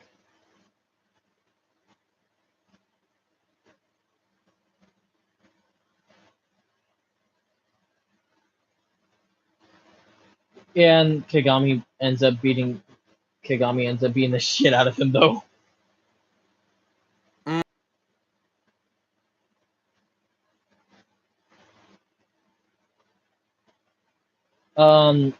The death arc or death yeah.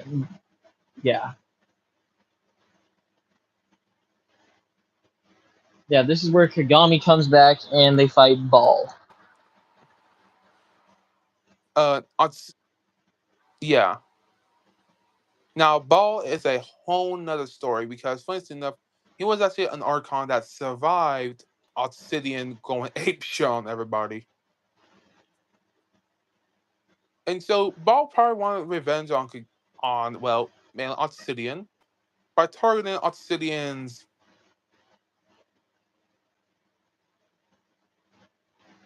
Hmm.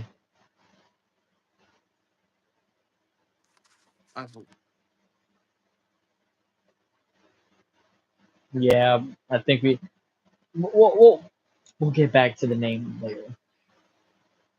Yeah, we'll get back to that later. But yeah, Obsidian tries to fuck. Yeah, Obsidian tries to look for her until he actually runs into. Kagami, I think, right? Yep, one of the new Reapers, Kagami. Yep. And if you're They thinking, have a wait, small chat. Kagami became a Grim Reaper? Yes, I guess you could say he's all bones now. Well, he didn't get turned to bones like Fukushu did, so. Yeah. Hey, at least Fukushu has some backbone. Unlike Hiccup. Skeleton jokes. Chapter Yeah. 2. Hiccup missing a leg and the backbone. Anyways, continue. I got a whole village to feed. No, that's my line. I know. Can't you see I have Kagami bigger breaks problems down. right now? Winter's almost here and I have an entire village to feed. Dad, to be fair, between you and me, the village need to do some less feeding. This isn't a joke, Hiccup. Just It go is to back me. inside. anyways, continue. We have Fush. Arsen brings Kagami back to Fukushu. Fukushu's surprised by Kagami's appearance. Yes. And also punches him. Right. So then they fight Ball. Yep. And this is where Fukushu sees Kagami actually actively try to kill someone for the first time. Yep. Because Like, Ball. no speaking, no nothing. This is after Ball dies, though. And this is after, like, when appears. Yep. So far, Fukushu was actually pretty much neutral in the Yuno arc. However, though, he was the one who basically should who told them they should settle this matter by a trial by combat. And Kagami thrived until stopped defending. Yep. And Kagami declared that the match was over. Exactly. Yeah, Fukushu was basically a neutral character in this story, in this arc. Right. After And that, we have Yuno's arc, which really has nothing to deal with any of the characters. So yeah. And who else? After that, we have the Ball arc, which is takes place in space, and Fukushu and Ball have some history. Yeah, because Ball. Yeah, because it turns out Ball want. Yeah, because it turns out Ball is actually a Hell Lord who ruled over. Who actually ruled over a neighboring hell outside of Yomi. Huh. And Fukushu, well, Ball actually wanted to convince Fukushu to join the rest of the Hell Lords, those mainly being, well, him, Lucifer, Moloch, Cerberus, Dagon, Azazel, Samyaza, Ramaya, and Gadriel. However, Fukushu was the only one, besides of another one, that says, screw all of y'all, he does not want to be tied into this. Yep. And so in retaliation, they kidnapped his daughter. And Kagami absorbs Ball. Yep. So, translation: don't try to piss off. Stop trying to piss off a bastard who's legit a direct descendant of a aspect and a primordial. I think we are at the 10-minute mark. All right, we're about to wrap this up soon, so don't worry. Right, we're almost at the Mana arc. Yeah. Well, we are at the Mana arc. Yeah. Fukushu hates Mana. Yeah, and seeing that Kagami got um pretty much brainwashed by Mana, Fukushu was upset. Yep. And let's be real. Fukushu was nearly about to kill Mana. Yeah, but Kagami stepped in and said, "I'll do it." Yep. And then we have the Void Ghidorah arc. Or the Void Ghidorah movie. Yep. And oh lord, this is where Fukushu shined because the Void Ghidorah dared to claim that he was part of the Amatsu Mikaboshi. This pissed off Fukushu for several reasons. One, because despite not knowing that, despite a shaky history between them and the Kami, Fukushu respects the Amatsu Mikaboshi a lot. And so, he wanted to put this pretender in his place. Right. Also, he wanted to settle score for his mom. Yep. Yeah, that's a major get back. Unfortunately, Fukushu, he was not even his true form alone, he was not strong enough to beat the shit out of him. So, him and Kagami say, "Hey yo, It's fuse. let's become a menace." Yep. Yeah, after that they whooped the Void Ghidorah's ass. T-posed on him. And the Mother of Horrors, aka Gaia, basically told them all to get the fuck out and go to your own realms. Yep. And You still had some. You still had a lot of time actually to explain some stuff. Motherfucker, fuck you! I said 10 minutes, dude. Did not say 10 minutes. I think. I said 10 minutes. What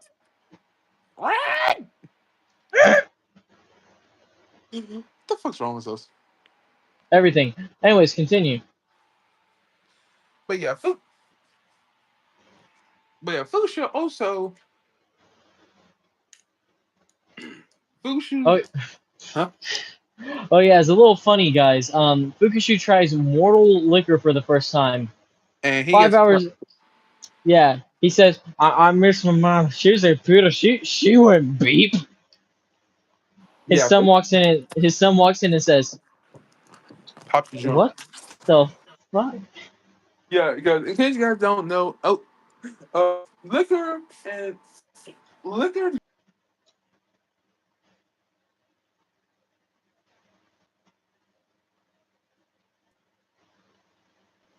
That makes them a bit duh.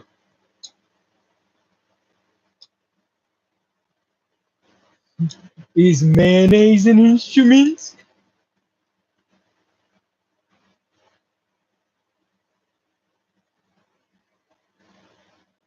Proud Papa moment right there. You got a chance to actually hold his first ever grandson. His grandbaby. And hopefully nothing will ever bad happen to his precious grandson. Fuck.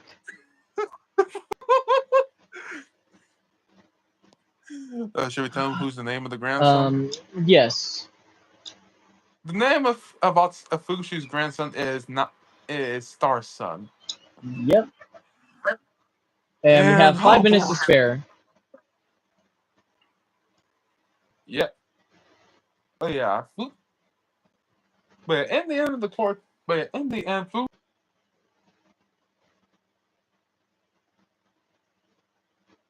is finally forgiven by his family, and now not seen as an outcast due to the fact he was actually a hybrid between two different religions. Right, and here's the thing. He learned how to be human too, so that added on to his, growth as a person. So yeah, not only Fukushu is not just a god, a horseman, but He he was also a became father, a father. a friend, a brother, and a real boy. Basically, yep. For you did not just say a real boy. Pretty much. Get out, bitch. I mean, am I wrong? Is anyone still alive in this life? Oh yeah, there's 2 people currently watching this.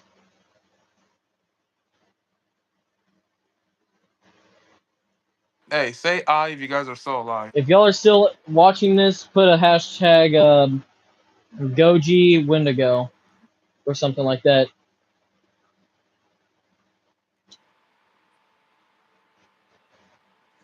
But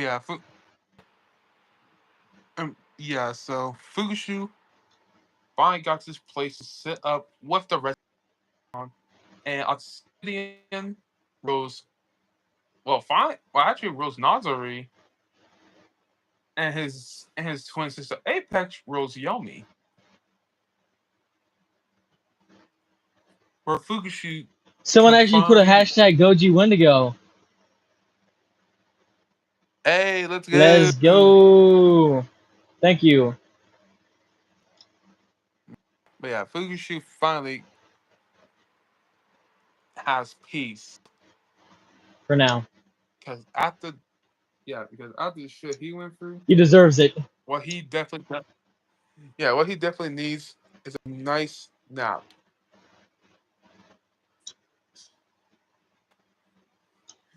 Man. And basically to human terms, Fukushu's around in his 20s. Or at least he looks 20. Yep. Fush yeah, Fushu because funny thing, Zoc according to Fukushu, to Onis, Fukushu looks like he's in his late 20s to early 30s. In actuality, he's like 30,000 years old.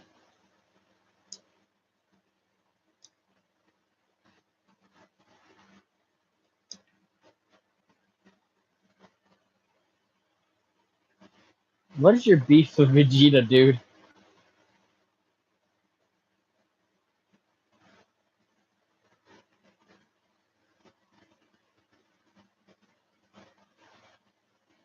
And we have 1 more minute, so if there's anything you want to mention about one more thing you want to mention about Fukushu, go right ahead.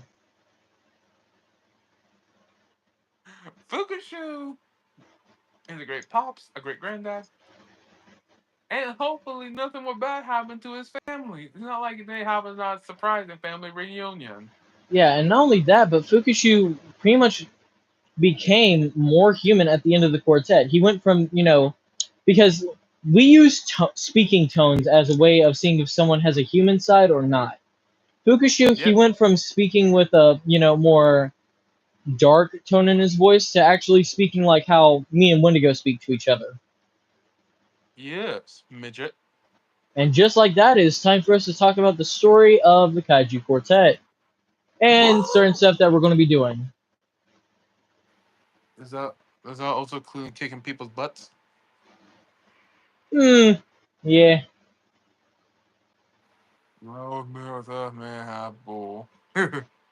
All right. So you want to go ahead and talk about some of the stuff that basically is on your side of the quartet story?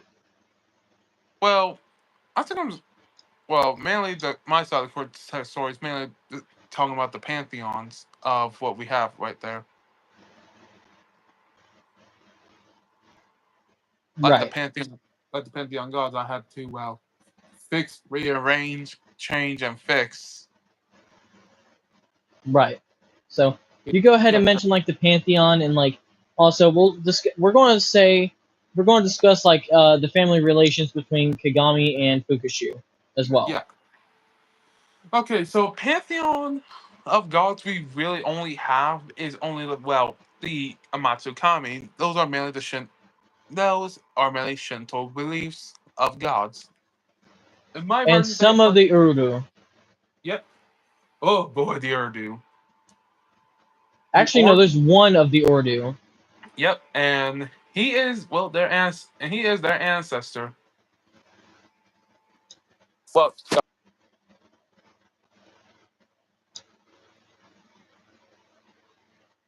actually, who Kagami speaks with, Impo.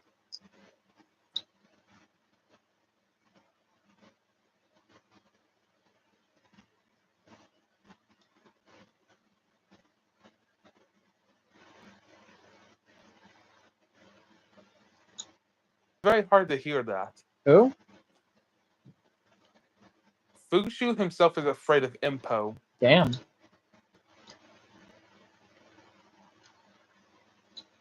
And what crazy and you actually will hear some references from other from other deities from Fukushu's past.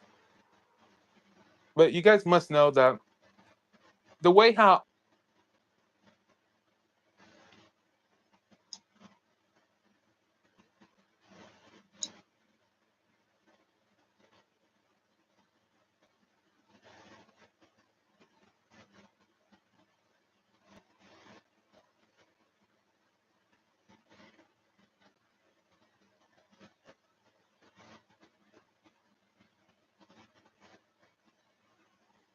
Yeah.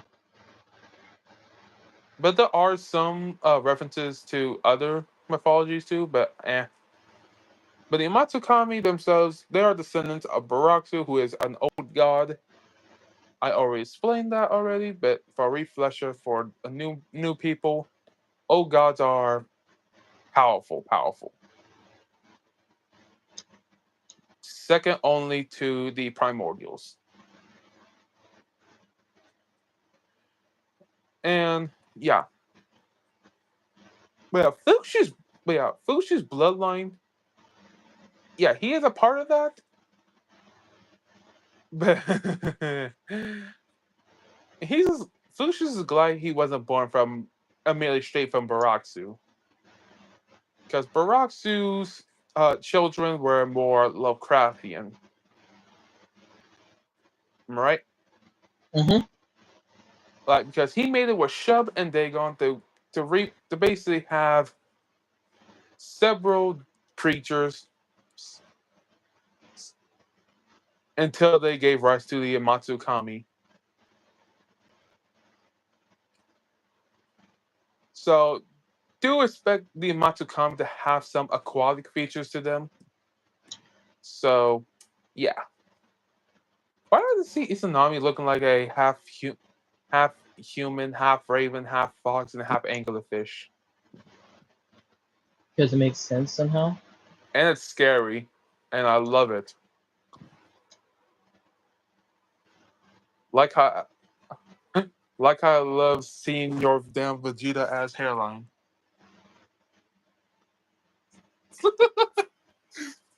You see, we can get away with jokes like this. Yeah. As unlike a certain somebody we know. We'll get to that later. Yes. Anyway, so Redhead. yeah. Hanachiman, I want to mention him real quick. So, Hanachimon is a fucking menace on wheels.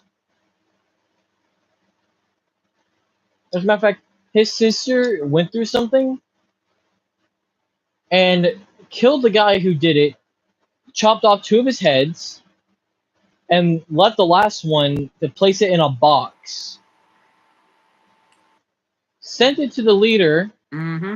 and said, I will do this to your entire race if you fuck with my family again. Yep. Thought he was bluffing. He wasn't. Yep.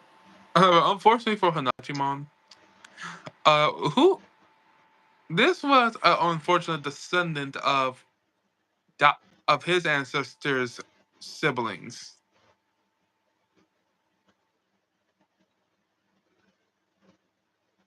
Bruh. But yeah, so he basically wiped out the entire race except for a few. They were lucky. Very lucky.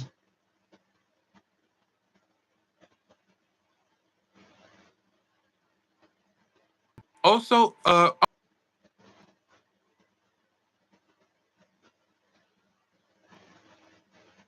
Yep. this is mainly due to uh, Cthulhu being shoved in Baraxu's grandson.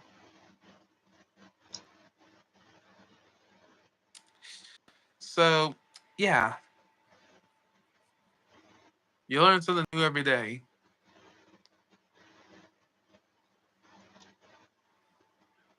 Yes. But yeah, I don't, but yeah, to give you guys the short end of the stick, uh, the Matsukami are going to be kind of the same as their Shinto counterparts, but a bit more aquatic looking and more Lovecraftian looking as well. Yes.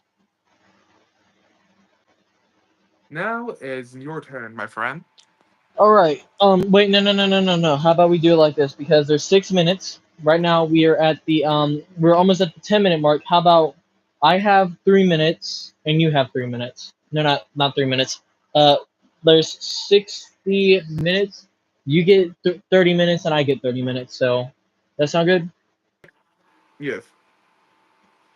So you But continue with yeah, like family trees and stuff. I'm going to go take a yeah. piss. All right. So you guys want to hear about the family tree? If you guys don't, too bad. So yeah, Fukushu's back. But yeah, the family tree is a whole mess. Let's say that. Uh, well, I'm not really gonna go into the family tree because that will be definitely spoilers.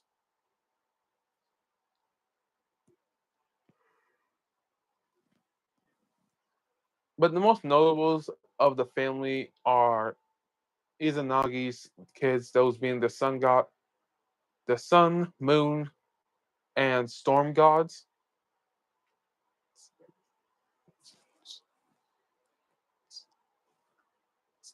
Hanachimon was Izanagi, Rising of Fujin, Kakasuchi, and a few others I'm trying to remember because I really can't.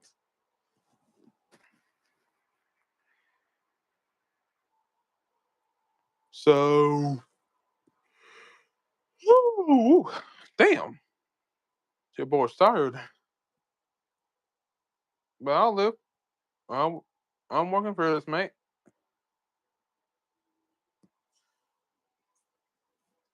But yeah, those guys are basically said as Fushi's cousins, half siblings, I guess you could say. Because yeah, Fushu's family is pretty chaotic.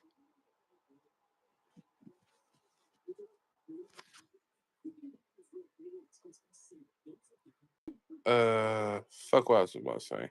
Oh, you're back. Yes, I am. I take it you heard that. I take it you heard what I was trying to say. Yes. But yeah, Kagami's enrollment in the family tree is interesting. Yeah, he is descendant from Kanachimon, like we mentioned before. Yep. Yeah. But if you guys asking, does this mean he's a descendant? This is he is he's actually like 0.8% Kami. Let's say that. Yeah, and this is in the story of the quartet. Yep. But yeah, with Kagami. But yeah, so basically, the order is like this: the family tree consists of with Baraxu on the top and Kagami and Fukushu being one of his many descendants. To put it lightly, this take the same as Azathoth from Cthulhu mythos, put him on the top, and Cthulhu as one of his descendants.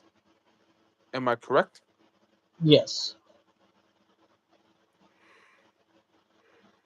In fact, though, because funny enough, Fukushu actually does say in the name of Baraxu or Oh My Baraxu or other names from his family's line. Because even though the Kami and Fukushu call themselves deities, they still see Baraxu as a true god. Because, well, of course he is. He was he legit spawned. No, he spawned himself from the mother of horrors, black abyss of water. yep, And funny enough, if I could, I would have made architecture picturing Baraxu's figurehead. right. And should we tell him what he? Should we tell him what's the symbol of him look like? I actually have the symbol right here Yes, yes. Goji has the symbol of what Barasu is. because I've been If writing you the can, book on the Udo. yep. And these are mainly the guys who are That definitely is should not been summoned. Baraksu's symbol right there. I can't really see. Yeah, yeah. It's basically that.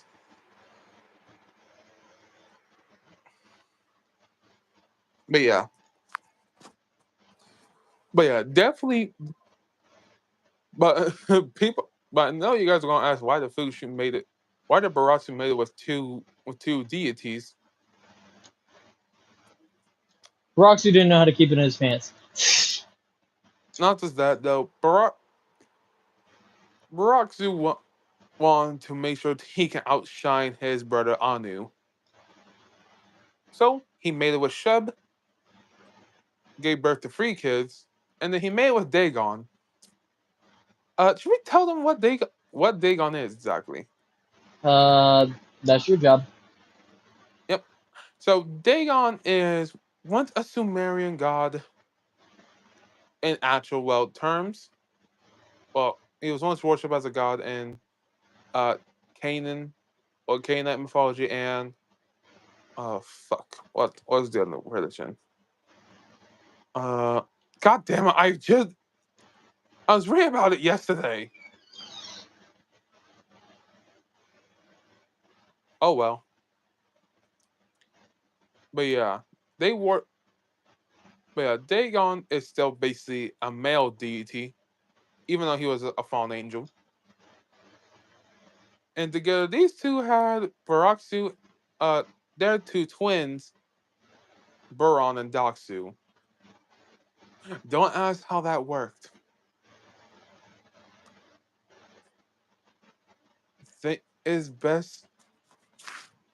It's best to leave things in the dark for a reason, right? Yes. You are at your It's very. what's it called? 20-minute mark. I'll say Jesus. I'll let you know whenever you're at your 10 But minute yeah, mark. Buron.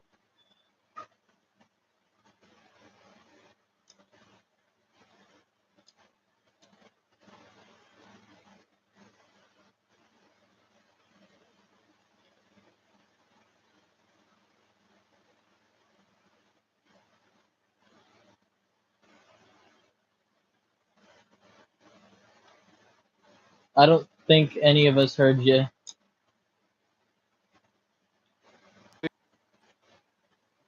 What?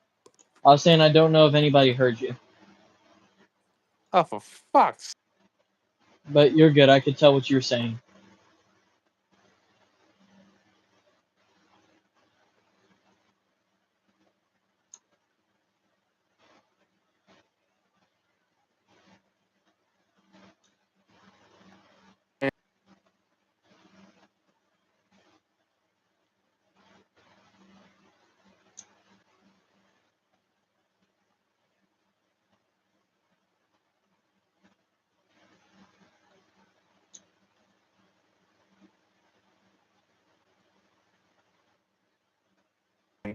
kids who kids with Kaiju burned the shit out Izanami's stomach.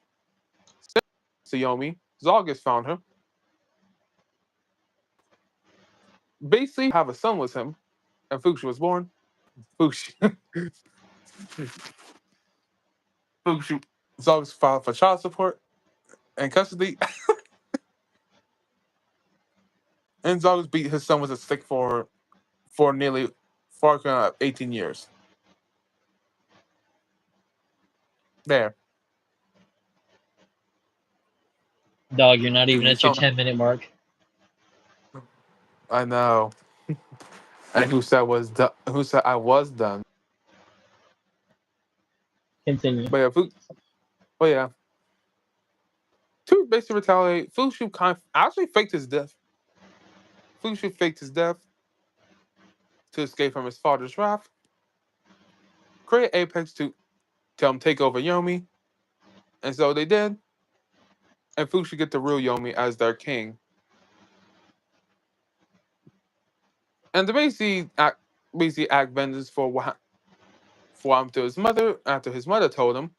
He basically attacked the living world until Amaterasu stopped and kicked his ass. Yep. And a few seasons later, of the Quartet, Fukushu and Albeda had their twins, Nama and Obsidian. Obsidian made it with one of the servants to have Starsun and Skull, an incarnation of two wolf deities from a werewolf clan, Skull and Hati. Yes. Dead. So close to the Oh. 10-minute mark.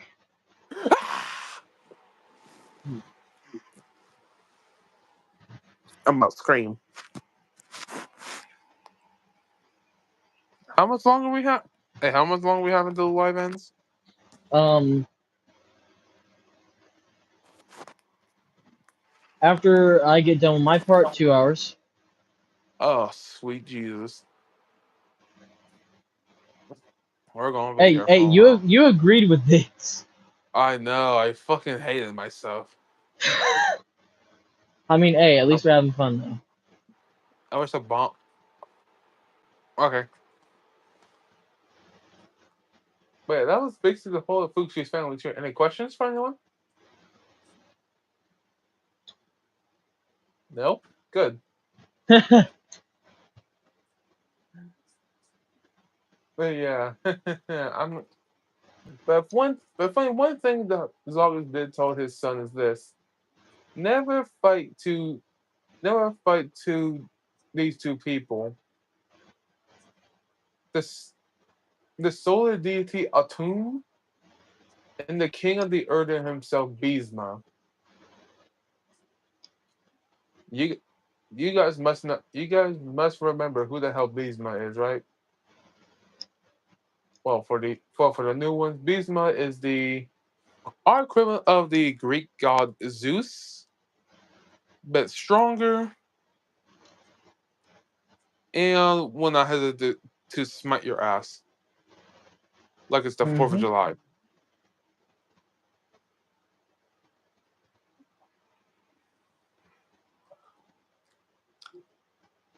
Not just that, Atum, on the other hand, is someone that you do not really want to piss off. Yes. Because dude managed to just do something that no one else did. Destroyed the old god's physical forms.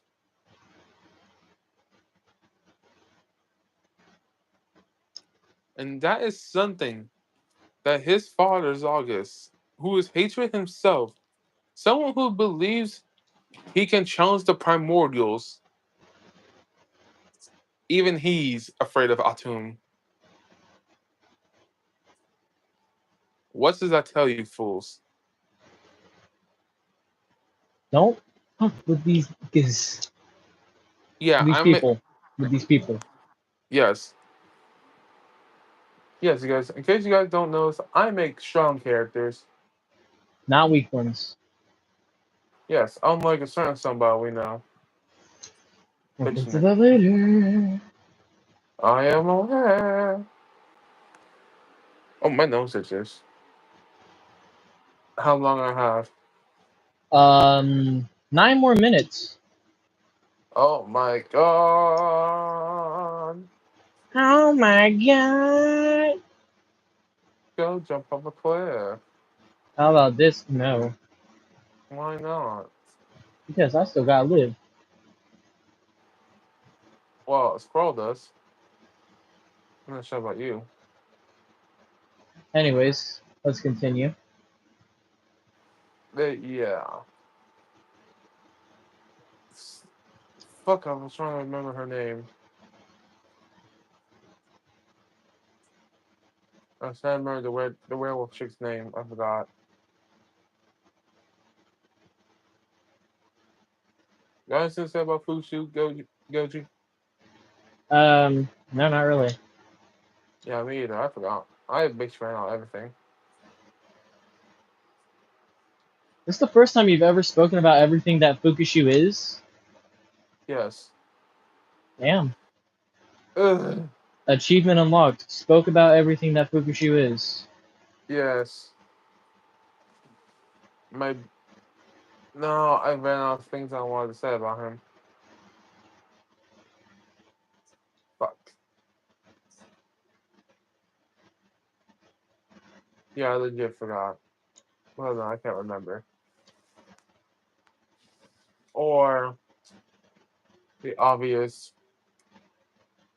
Oh, I already saw everything.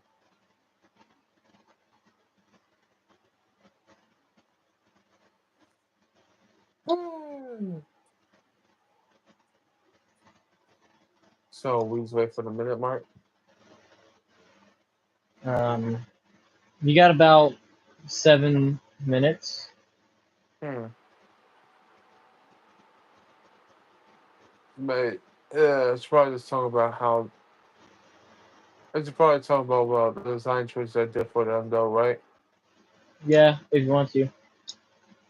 All right. So design choices for the Pantheon, like I said before, aquatic theme, and they need to be more so into their real world counterparts, those being the Shinto mythology. So I'm planning on doing that and making them a bit more, What's going what's that? on? Um, we are talking about the Shinzo Pantheon, and I'm going to be talking about after he's done with his minute. After we get past his mark, I'll be talking about stuff about my stuff with Kagami. Continuing to go. All right. So yeah, that will, that is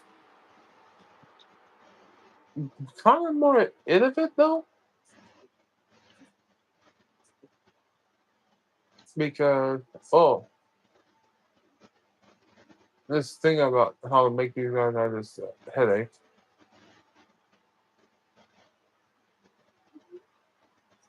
Gave yourself that headache, mate. Yes, I did. Okay, I'm gonna sit this one out for a few. Trying to We make sure have this minute. 5 minutes. I know. You got this. Just talk. Just talk about Zalgus. Zalgus was born from hatred, mainly born from the seven-headed serpent.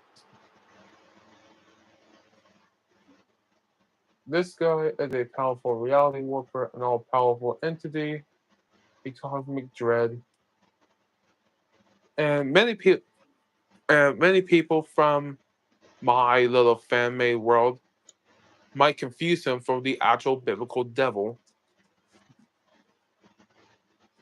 In fact, he's none of those. He is just an aspect kind of, Hmm. and he is the core. Well, the idea of hatred, just like his siblings, madness, desire, and destruction, and terror. And I just popped my neck. That felt good. Yes, it did. 4 minutes. Oh Lord. Dog's But just in yeah, the abyss right now. I am. He's like, end me. Shit, that's why I'm waiting. I'm legit waiting for it. It's never gonna come when it go. I know. You have to live with it when they go. But yeah, Fukushu. But yeah, Zalgus also leads a cult of himself, Talk about having a pinpoint for yourself. where the Continue. priests, where the priests allow themselves to be possessed by Zalgus to raise up their ranks, if you know what I mean. Yes. And what we mean by that is, I mean breeding them just to gain more followers for Zalgus.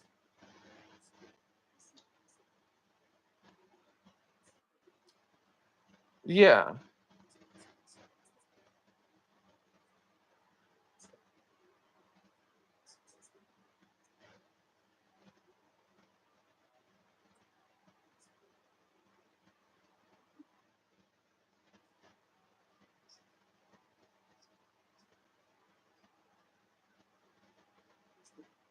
2 minutes. Oh, sweet Jesus. Because I ran out of everything to say about both of them.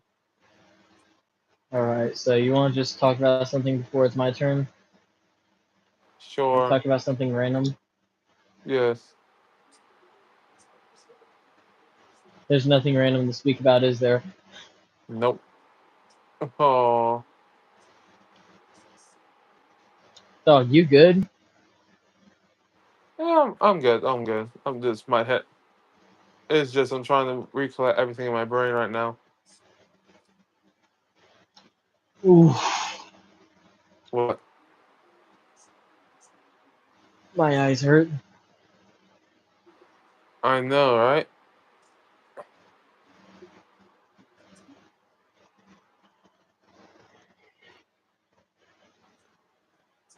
It's almost my Oh, time to shine.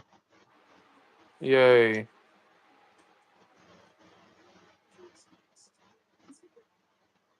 Now it's time for you to scream in pain.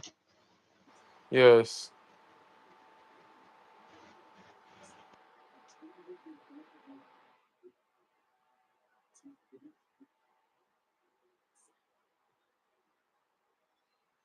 Yeah.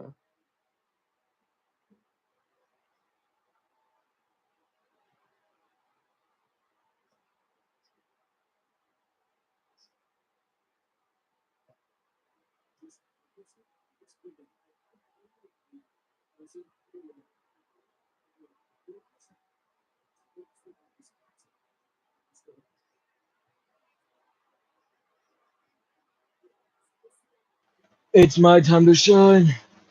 Yay. All right. Let me just real quick.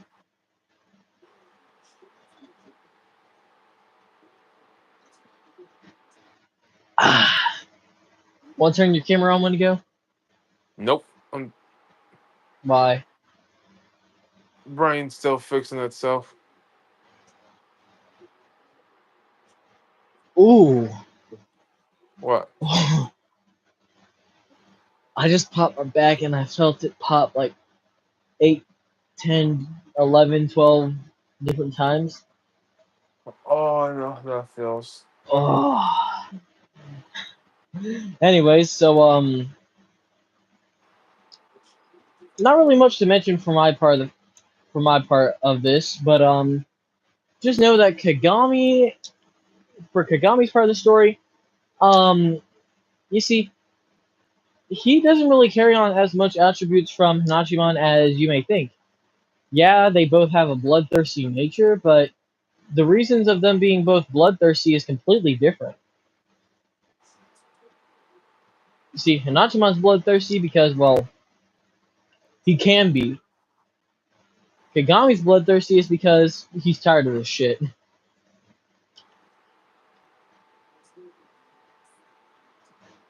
So, to put it in perspective, Kagami is, by all means, that one, like, like that one friend that some of y'all have where he's like, you know, always that person to be with you, but if something happens, he's taking care of all your problems in 5 seconds. That's pretty much Kagami. I'm gonna go. You there, man? Oh, I'm dead. Don't worry. I'm just oof. Talked out. Yep. Don't worry. After my 30 minutes are up, we get to talk about a certain somebody. Thank God. I'm about to give me some tea actually. Alrighty. Continue talking. Right. So Kagami pretty much just he's the balance of the quartet. He's like the glue of like that holds everybody together. He thinks a lot. He's basically the one that works while everyone else plays, besides Fukushu. Yep.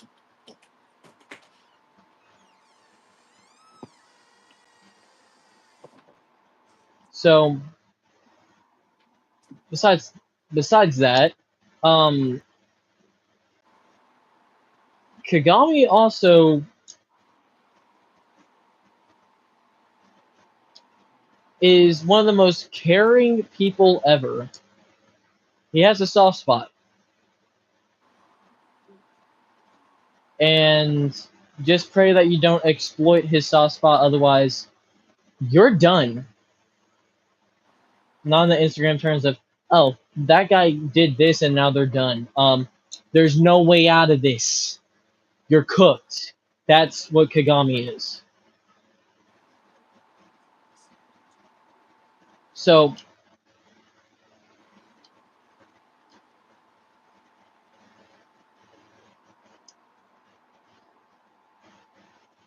Kagami is okay. I've mentioned too much about Kagami, so I don't know what else I can say that's new about him. Besides the fact that, well, he's willing to protect anyone that needs protection. He has a dad complex. Not because. No, it's not a dad complex. He has a big brother complex. And knowing what time he came from,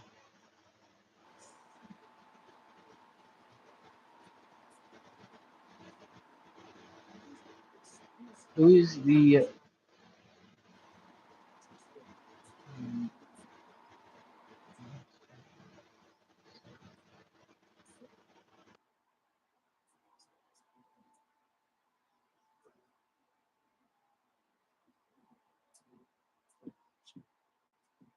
All right. I have returned. Hello? Goji?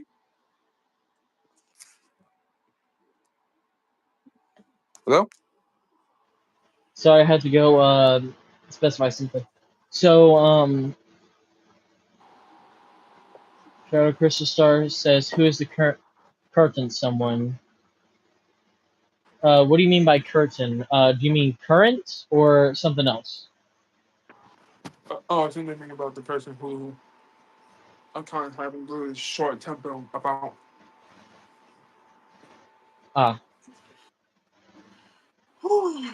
well, if that's the case, I'm mentioning stuff about Kagami right now, so I'm going to continue Yep. Go because I ahead don't and know do how to that. answer that question.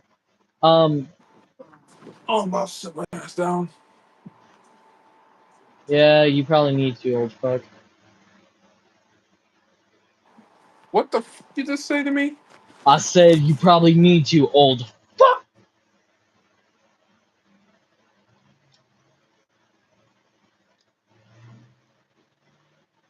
Yes. I'm straight. Go full Mexican on your bitch ass. All right. Puta. Anyways, so like I said, Kagami has a big brother complex, not because he's like overly protective. It's the fact that he has a sister who's been through a lot, Mm-hmm. and he doesn't want anyone to go through that, and that's respectable. Mm-hmm. And my first 10 minutes are almost up. God damn. Oh, you already gone for that long? Yeah, my first 10 minutes are almost up. So what's it called? After that, I got like 20 minutes. Then we talked about Kizu. Oh, Lord, yep. Dude, you're frozen from my end. What do you mean? Oh, never mind. I was just standing perfectly still, pretty much. Yeah, it's your like 173. That cursed statue. Yep. The one that would not snap your neck, but blow your back out. Like like a certain somebody. Fleece Johnson, the booty warrior. Fair warning, if you go, do not go to prison. Anyways, Because continue. guess don't drop the soap in prison. Yeah, let me continue. So,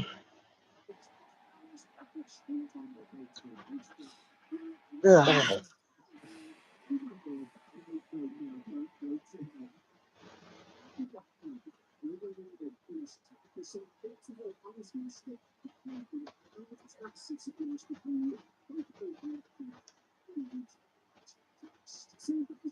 So Kagami,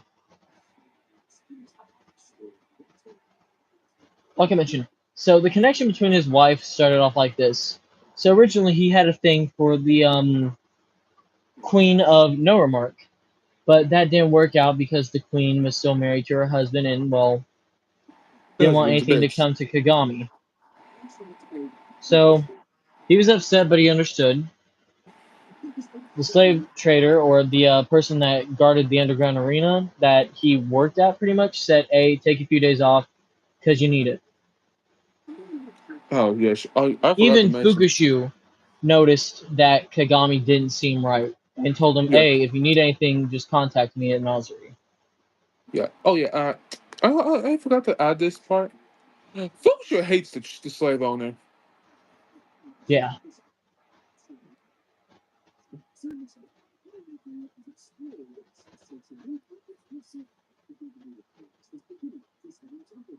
But then Kagami meets Kikyo and they start talking. Kikyo is like 25 at this time. I see a song of past romance. I I see a see a scene. sacrifice of men.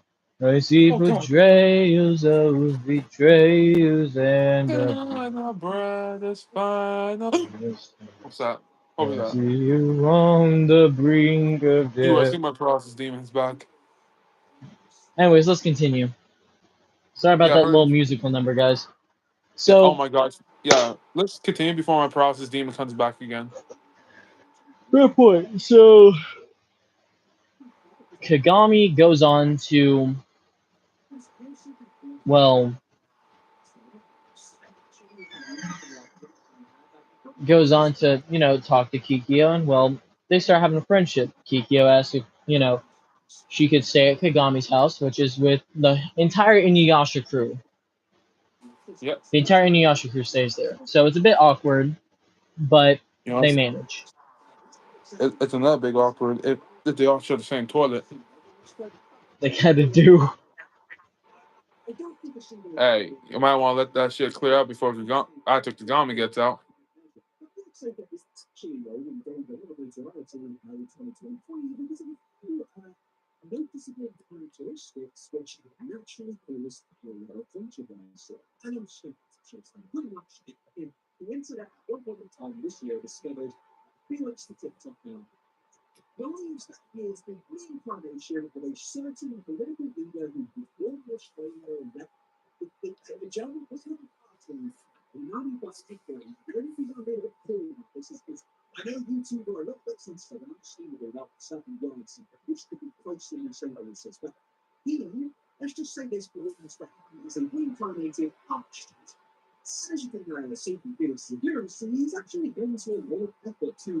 So, Kikyo then asks, hey, is it okay if I sleep in your room?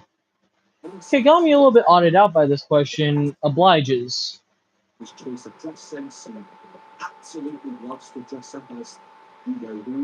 And Kagami gets little spooned. Oh, No, not like that. I know what you Kagami just mean. views it. Yeah, Kagami just views it like, okay, she just needs to get comfortable. Mm-hmm. But then they start, experiencing feelings for one another, and, well, It's around tonight midnight. the music sings so loud. I wish that we could lose this Hey, oh, now I crowd. get to do that, bitch. It pretty much ended like that, and they pretty much declared their love for each other. They had a little nice wedding. Fukushu wore a robe which burned the living shit out of him. Kagami literally Yep. just went like, Fukushu, are you okay? Yeah, I'm good. You're burning, aren't Enjoy. you? What? No, no. Of course I am. What the fuck it looks like to you?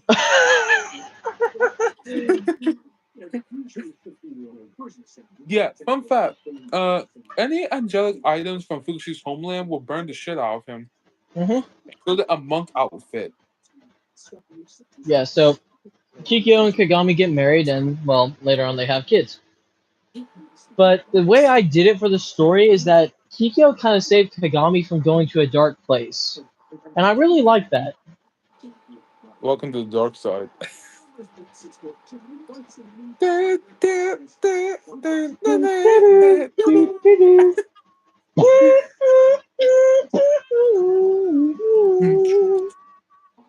Emperor Penguin.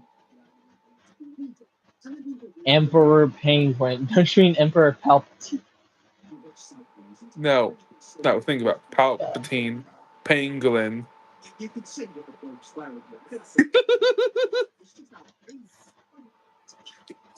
It's midnight. It's nighttime. You're It is awake, remembering what you did. drinking some tea. A fucking demon just went into my closet. Cheeseburger. What Literal do you see fucking outside the demon. window? I like how he said that shit so calmly though. Right? It's like he's not. It's like he's used to that shit. He's like, yeah, that's normal. And sisters, hear my call. Please don't let me shoot somebody. Right. What? So, Kagami, how he is to his kids is, well, he's strict, wants them to live good lives. And he's a proud papa.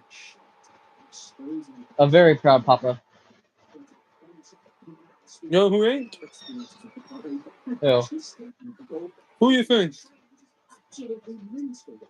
I don't know. He's sure though. Who's a bitch? Ew.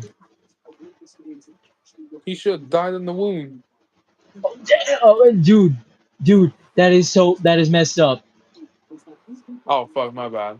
He, his mama should have cracked the egg when he was just a hatchling. Dude, I don't think we can say that. Oh fuck, my bad. Shit. Sorry, I'm just. Lonely, lonely. I guess I'm not. Shut the fuck up. But yeah, so But yeah, I apologize. I did not mean to say that.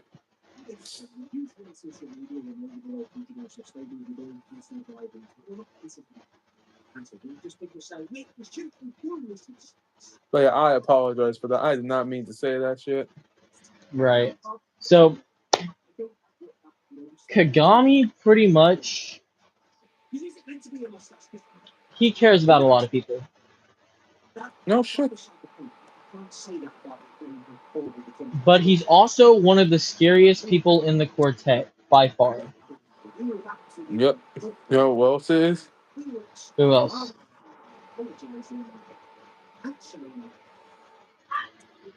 Who else?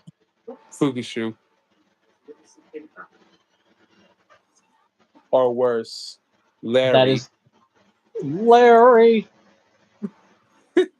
Not Larry. Larry the lobster.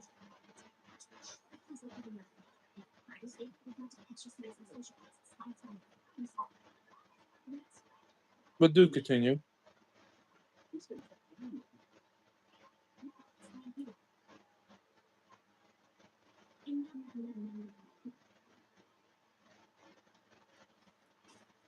So called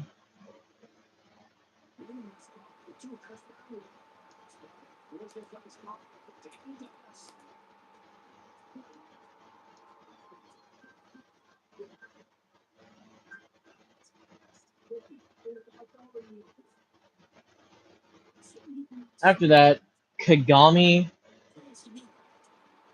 went from being this conqueror to someone that genuinely cares about everyone that he meets to being well, he's basically stoic in a way.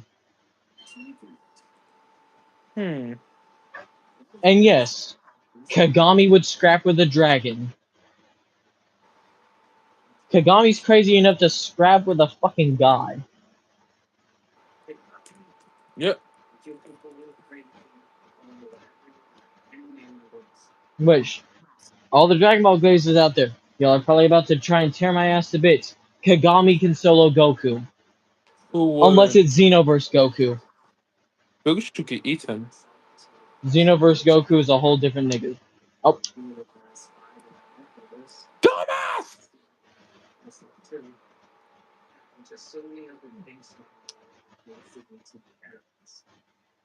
You idiot! I'm about to get torn apart after we post this. Don't worry, don't worry. I got this. Don't worry. It's okay, guys. It's okay. He slept up. That was a complete accident, I swear. Oh my god, I am so sorry. It's I need to take a second from that. Hang on. Oh my god. yeah. Don't worry, guys. Don't worry, guys. It was an accident. It was a complete accident. I know you guys are gonna try to tear that in the comments or when the video's posted, but don't worry. It was a complete accident. It was a slip. He did not mean to say that. No, I swear to God, he did not mean to say that, guys.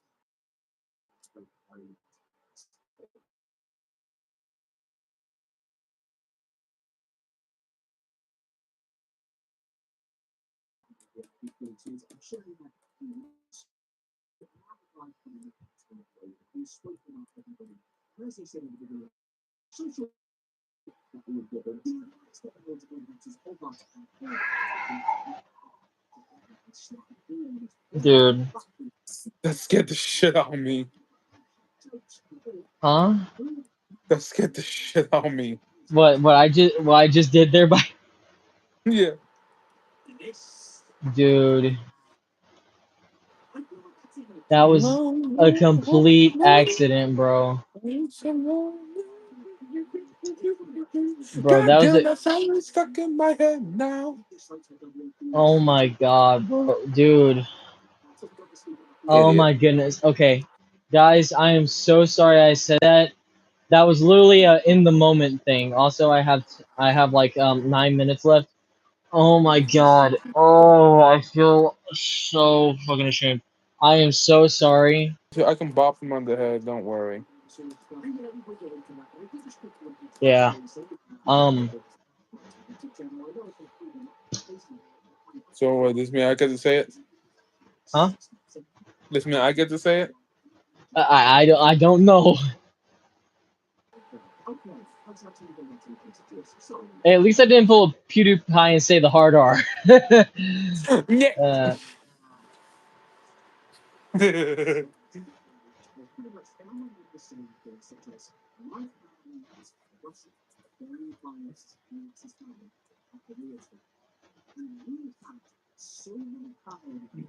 I just got I bopped. feel so dumb. Oh, you poor unfortunate soul.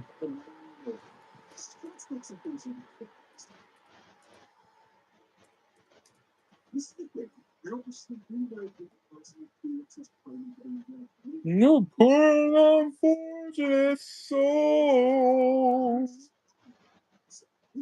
This one wants to be a dumbass. Oh god, I feel so This man got dumb. to bop you in the head for that? Yeah, Yeah. I deserve that.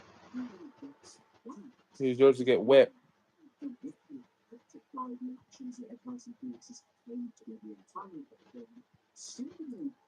Lonely, lonely. I guess I'm lonely. I got this song stuck in my head now.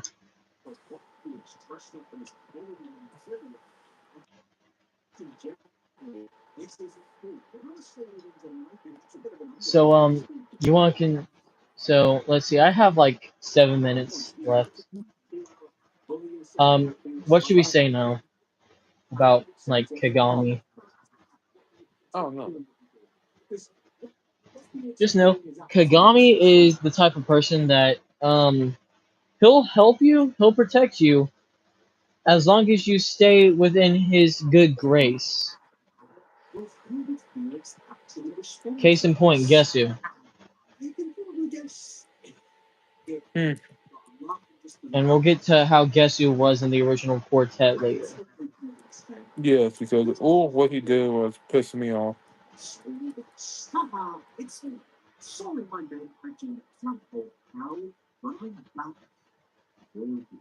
But yeah, so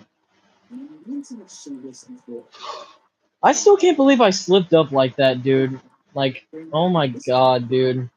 No shit, you damn dumbass.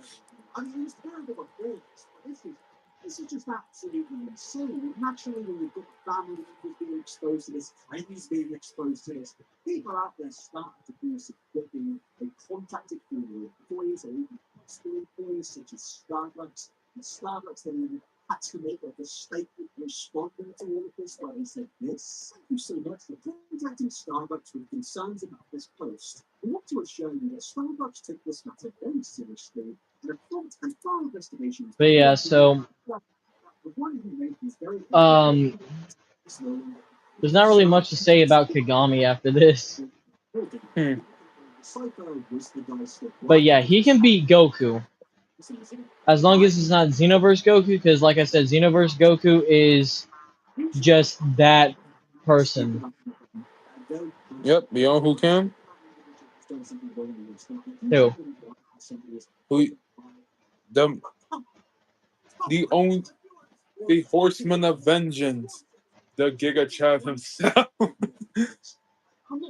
and the only king. Fukushu. Yes. And we don't want to hear no damn BS bullshit saying, "Oh, go, Xenoverse can do all that." The only one that would probably stand a chance would probably be like Gogeta. Or Vegito. It really depends. Yes. But but but against Beezma or Atum, Vegito or Goji is getting straight up obliterated. Yeah. It's like putting Mike Tyson against Sun Wukong. Yes. Good fight, but not for the good reasons. Yeah. What do you mean a good fight? That's a slaughter. Oh, but yeah. Oh, I got one. A prime Kratos versus a senior citizen. It's like Kratos versus Poseidon all over again. Looks like a good fight, but the I thought beatdown is just man who can be Goku? so. Azathoth, Cthulhu.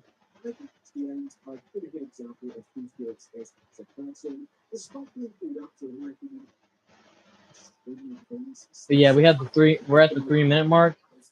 Um, there are many verses that Kagami can solo, but this has been brought up to me by the attention of my friends, where they mention people that literally can rewrite the story.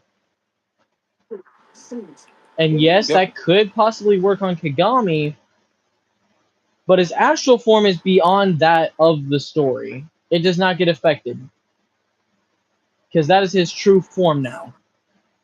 Astral Yep. Kagami exists. Ooh, okay, I know my part already passed, but it's okay to tell him that the same shit does not even work on the old one on the Primordials too. Yeah, It does not that. But yeah, I think I know what characters that they were talking about. But yeah, beings like that, they are above even fiction yeah, and non-fiction. They are ideas, right, concepts, archetypes. Vegeta's forehead. right. In fact, though, if you need, in fact, I'm going over to Boma's house later today.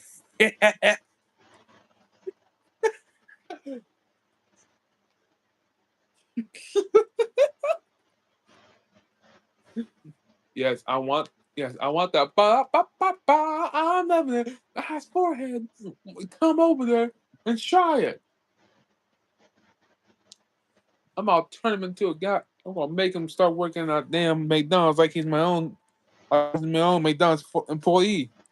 With that damn forehead, he's definitely one employee of the month. He's the mascot. Prince of Saiyans, more like Prince of Right. McDonald's. We're on the last minute, Uh-huh. and then we can talk about the Kizu incident. Dude, I'm on his ass though, am I? Dude, I don't care. I'm just on Vegeta's ass, am I? You like? Yes, yes, yes. Damn it. What I do? Nothing. Oh, I also do want to clarify one thing about the Yaldabaoth. Uh Yaldabaoth and the Demiurge are not the same in my version. And just like that, we have the Kizu incident now. What should we talk about? What I found on the Deviant art, or We'll get into that afterwards. yeah, because look, shout out to me for what the shit I went Yeah, through. shout out to this man because he went through hell just to literally find evidence on this man.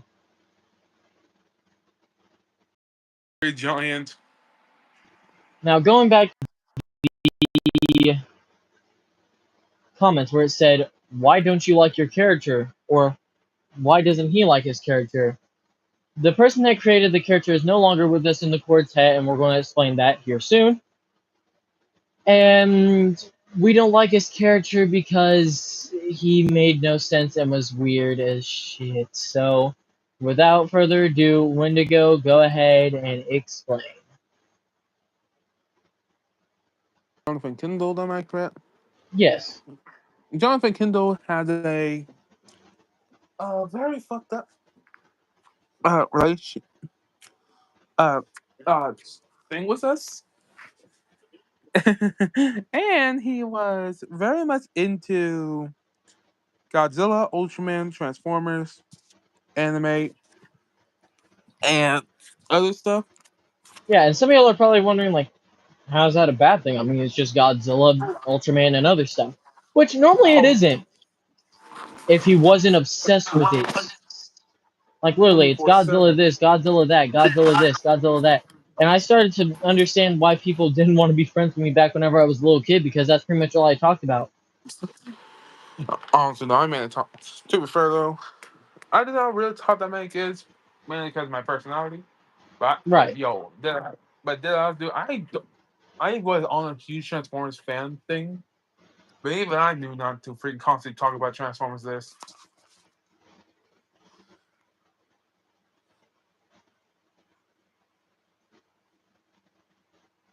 But yeah,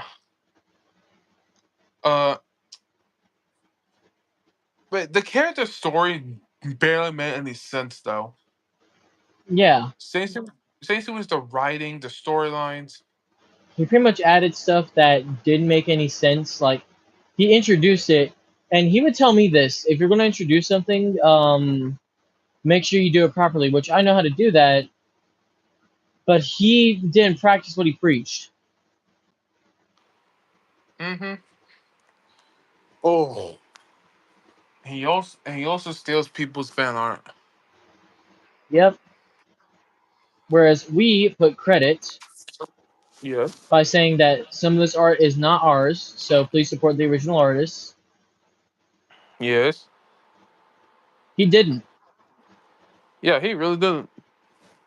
Like, I make my own art. Yes.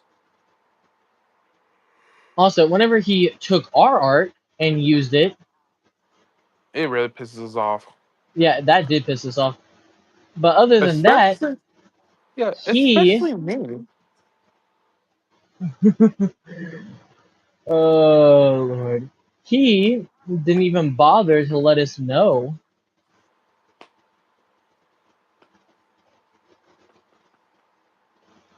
Yep. Yeah, tell him about what he did to piss me off the most. Basically, added a whole lot of stuff into his pantheon without talking to him first. So you see, me and Wendigo, we talked to each other first about stuff like how we added Gojira. That was originally a joke, but we made it work. Yep. And that's because of communication, and we talk to each other.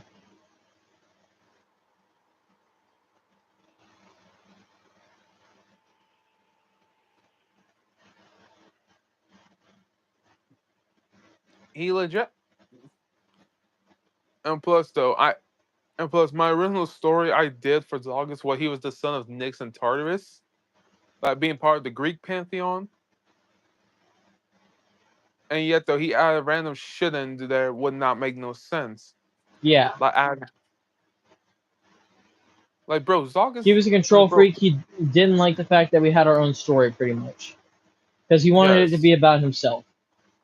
Mm-hmm. Oh, and he's a homophobe and a Yeah. racist. I mentioned this on the video that we posted on the quartet. I have no problem with people's sexuality. I'm personally straight, and I have no problem with people's sexualities. Just please do not force that on me. That's all I I am ask. Yep, and then here's a good example. I am pansexual, and yet though you, and I'm legit not forcing this shit on him. And me and Wendigo are good friends. Yes, because between you and me, I'm not like the crazy ones though.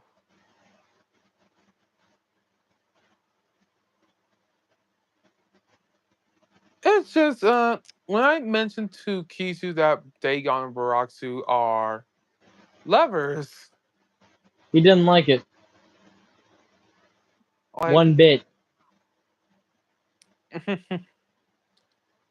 this really set me off because funny thing enough, guess what? What? I was in a same relationship, and that ended badly. It really did. I'm not gonna name Well, the person who I was with, but you was a dick.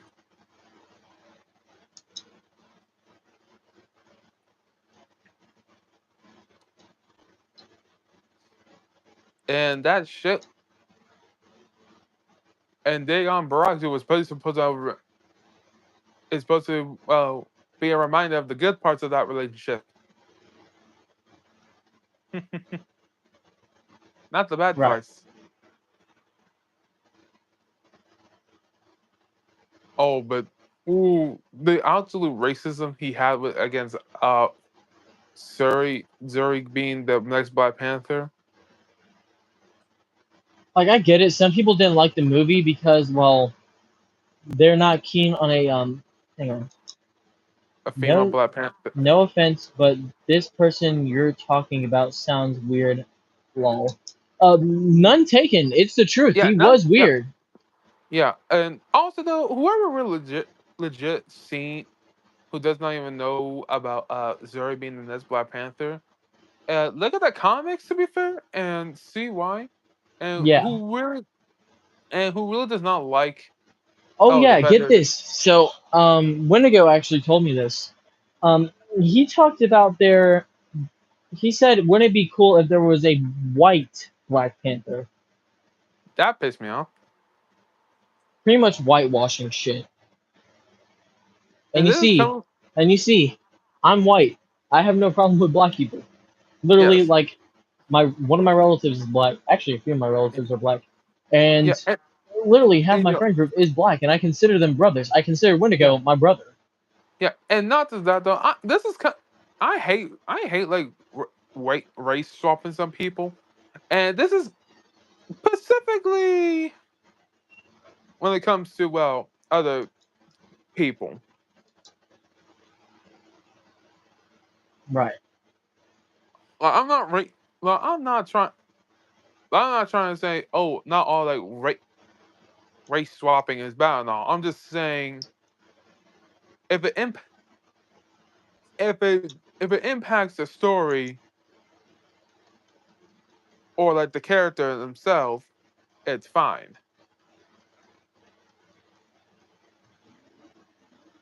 But yeah, Kizu legit, yeah, Jonathan legit thought it would have been cool. I went ape on him and told him no, that would really not though one, one though that is fucking wrong in so many levels for me. Right. And this, Two, even though like T'Challa died, there was still a Black Panther. yes,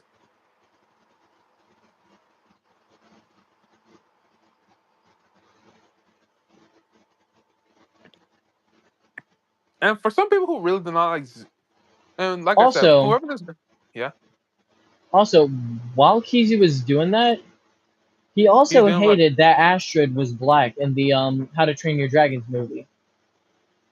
yeah, even though if you legit look at the actress, She doesn't look like you can tell that she's light skinned, but she's just so kind. She's nice, and she fits the role of Astrid. yes, yeah, because also though, whoever just has a problem with characters like that, like if it really does not impact the story, just grow up and just suck it up. Yep.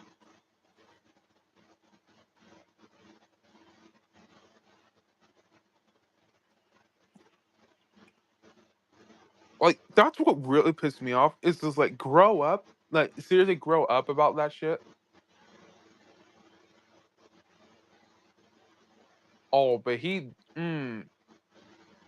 Another thing I actually wanted to mention is he disrespected the Cthulhu mythos. Yeah. He Legit, also told us to tone down the power of our characters. Why? So they can be weak? No.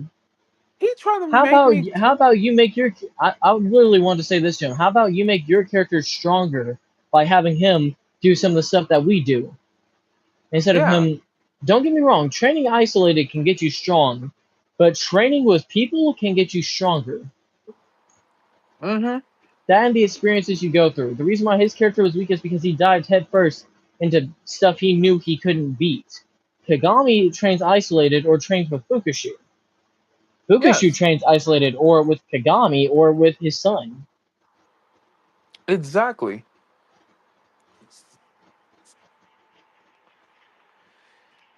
In fact, though, yo, Hang on a second. sorry. Sometimes black actors and black people in general are just so nice. I hate people say bad stuff about them. I I understand that. know. I I get know. that. Yeah, and I'm legit those cases. I'm just like mixed race of like different ethnicities. And unfortunately for me, I do got I do got some black relatives that are nice to me. Yeah, there's well then. Let's just say me and them have a Yeah. loose ends.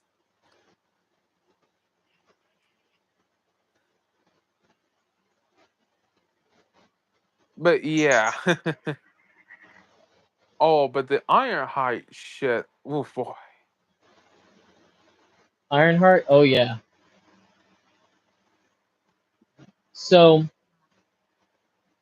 I personally haven't watched the series, Me either.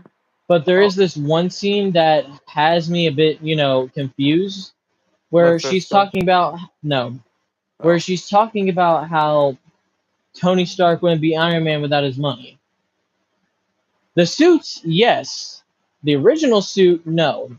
If he didn't Yeah. go through what he did, he wouldn't be Iron Man. Mm-hmm. But building the suits, yeah, I can understand that. Yeah. That's a writing issue, not a character issue. Yeah. It's like we yeah, because whoever thinks it's a good idea to blame like the actress for that, Uh, they're wrong for that. yeah. And legit though, I have no also me personally, I just say Ryan Ironheart just need a few Ryan just need a few fixes with the writing in there. Yeah. Unfortunately, they can't do the same thing for She-Hulk, unfortunately. You know what's still plaguing my mind? What? The She-Hulk twerking meme. Oh Lord. And yo, and yeah, he's constantly going on and on about fucking the MCU bullshit.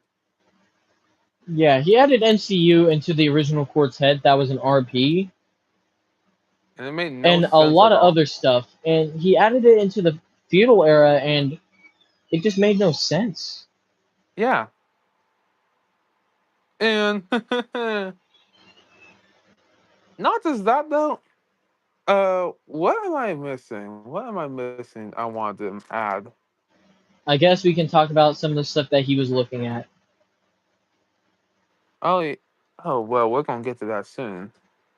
He added DC. Yeah.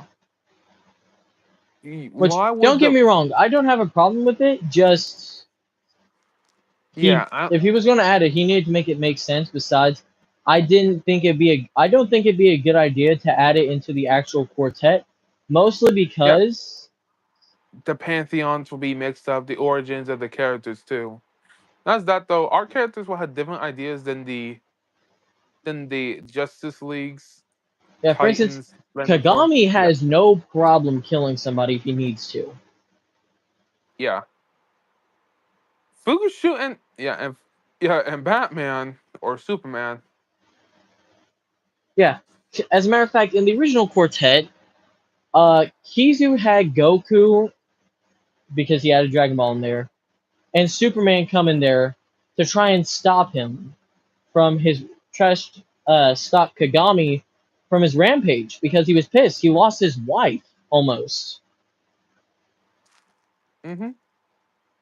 The fact is, if you look at the Injustice comics, yeah, they tried to do the same thing, Yeah, but that's because it's Injustice Superman. That's how they yeah, wrote their stuff. yeah, and legit that story legit shows what exactly? It shows, like, yeah, people have their limits, especially Superman. Mm-hmm. Also, That's you can't have peace without war because that was pretty much what Superman thought, mm-hmm. is that you could have peace without war, but you can't. Yeah, and not to mention, I'm just gonna say this now. And plus, Fukushu and Diana has different beliefs.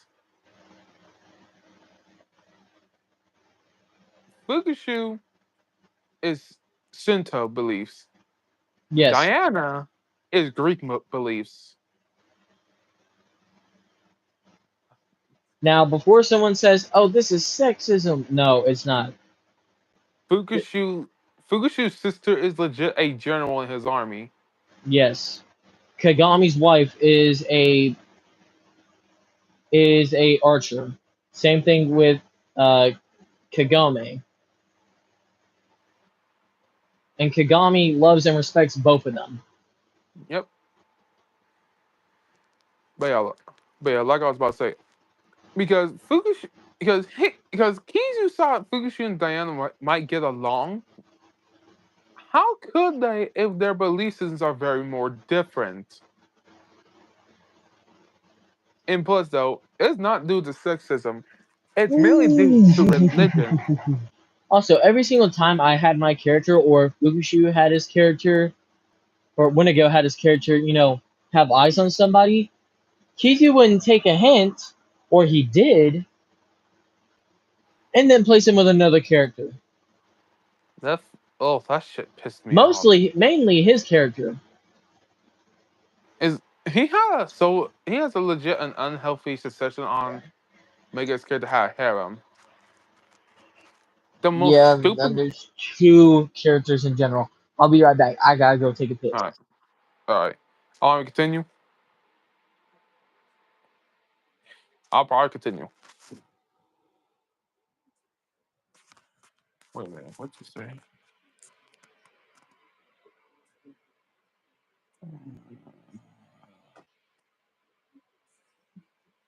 Oh shit. Wait, how? What time is it? Shit. But oh lord. Well, Fukushu. But yeah, because originally I was gonna have Fukushu like kind of have a thing for Diana. Well, for Wonder Woman at least. And I decided to scrap that because, well, one, why the fuck would Fukushu choose someone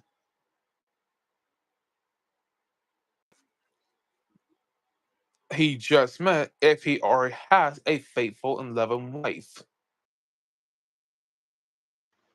Yeah, because, well, one, I did not hear all drama, Yeah. and two, oh, Also, you're back. yeah. Also, in Oh, the original, I did have Kagami have a harem, mm-hmm. but that's mostly because he married some of them to protect them.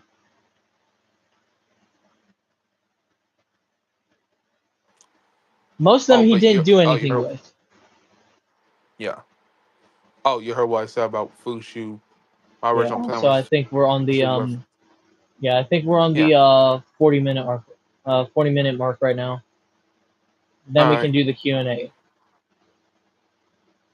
If we have any people who want to do it, Yeah, we have two people currently on here. After this yeah. mark, we're most likely going to do a Q&A if y'all are up for that.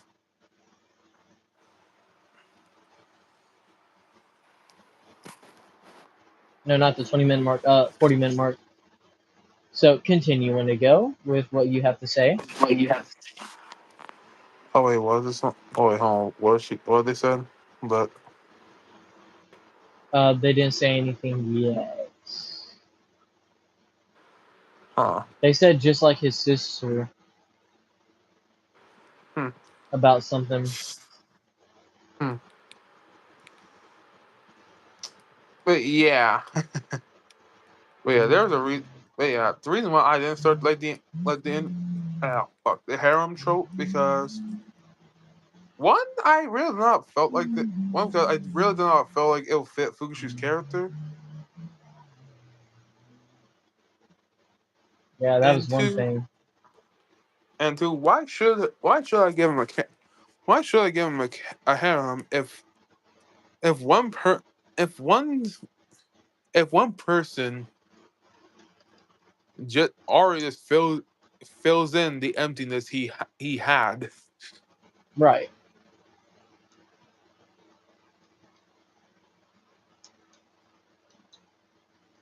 And plus, though,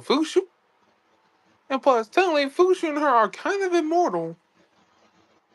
So there's no point for him to well, yeah. But yeah. So onto the stuff this man searched up. Oh, that's your domain one to go. Woo! Oh God, I'm choking. You know what? I'm gonna go get some tea. Oh wait, I already have some. Devil's trying to take me out, man. This man went to the abyss. I was oh, I saw the lust ring. Yes. Just All know right, it was bad.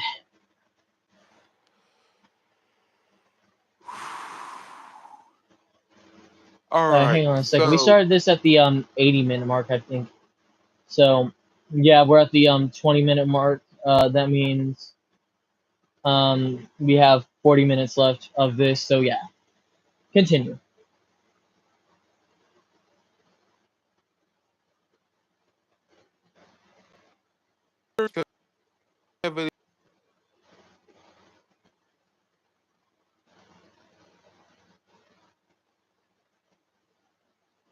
editing of it. Yes. Oh yeah. So we have intros for the quartet.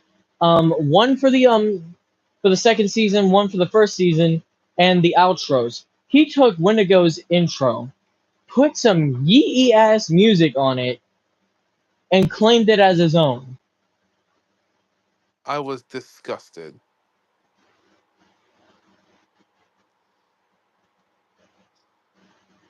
After the shit I have done, I have made so many shit.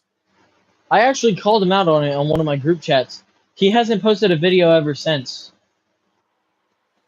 Not that this is legit the day after I got out, got in a toxic friendship with someone. I think that was like a month ago. I think that was like 3 months ago, wasn't it? Uh, who with Final Wars? Yeah, him. That was a few. That was before we stopped talking to Yeah, Jonathan. yeah, that was before that. But I was still like, dude, I was like still like fuming, still, Right, and that still no. right. And so I went hard to see what the fuck he's been looking at. Luckily for me, I did have a DeviantArt account and I logged into it to see what he saw, and I was I was disgusted for what I saw. Yeah. Wendigo called me and said, "Dude, you need to look at this man's DeviantArt. He sent me Yeah, pictures and I almost puked. and and I'm the one who had to censor them. Yeah.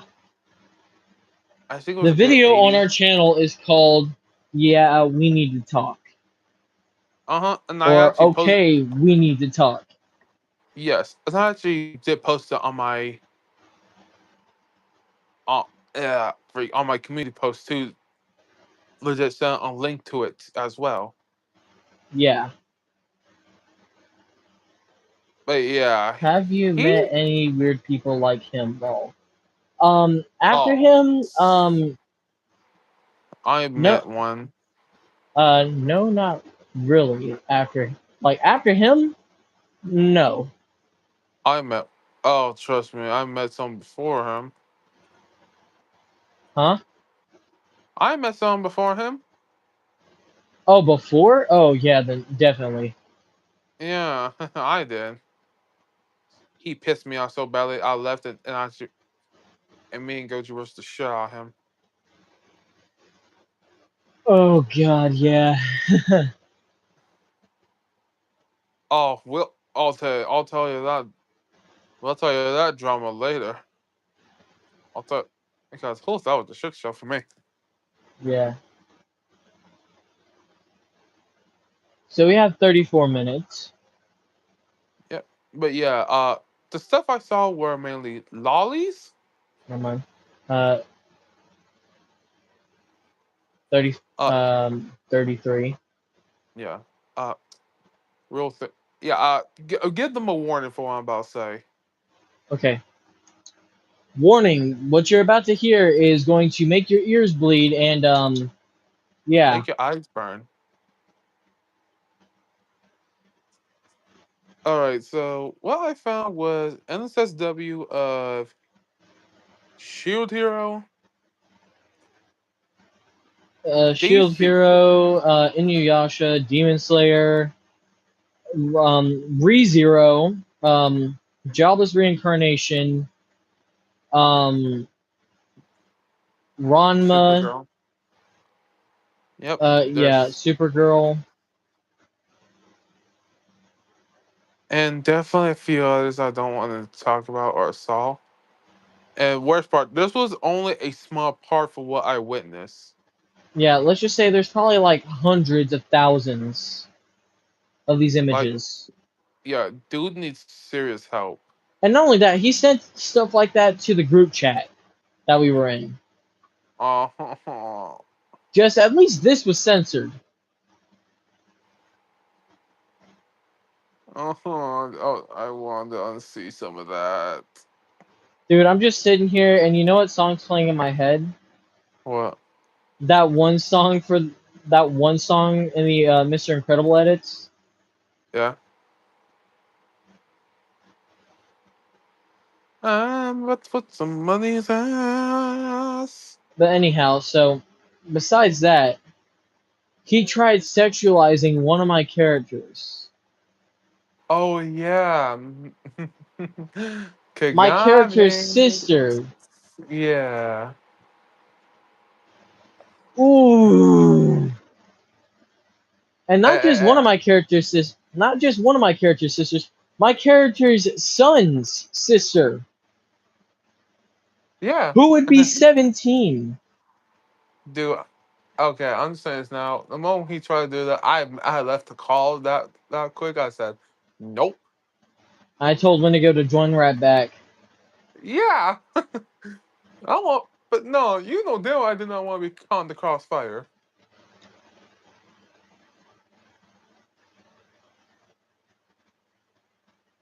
Like I was like, no man, I'm not trying to be caught in the crossfire.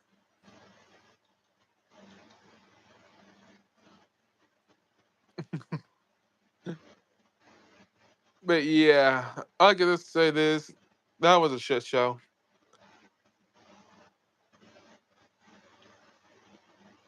Wasn't it? Oh, look at this.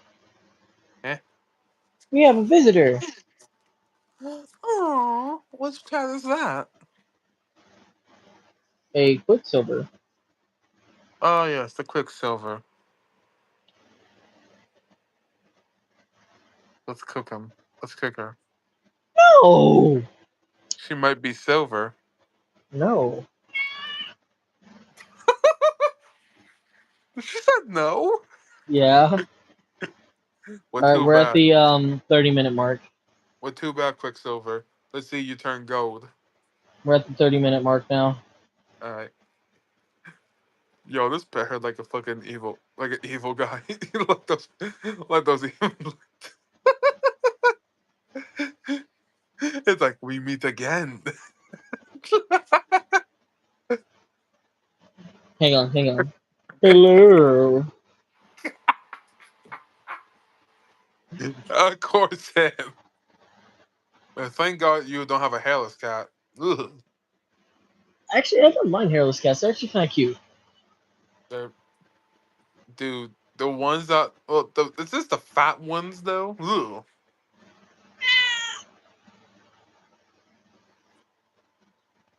What? Continue. Even she agrees about the hairless cats. I don't think that's agreeance. Huh? Anyways, continue. Oh yeah. Do you know he?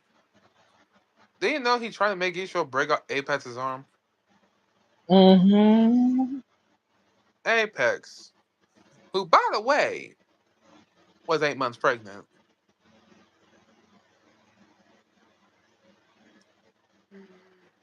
Glad I wasn't there. Yeah, I I No was about kitty. yeah. I made Fukushu nearly killed Ishiro by nearly breaking. Unfortunately, Crimson got caught on the crossfire. Crimson. Yeah, Fukushu grabbed Crimson to keep on beating the shit out Ishiro with him. Grabbed Luffy, slammed both him and Zoro onto Ishiro's face, and basically grabbed that damn ship with only one hand and slam it down on Ishiro, trying to drown the bastard. Damn. Hey, over to the creator slash brother much?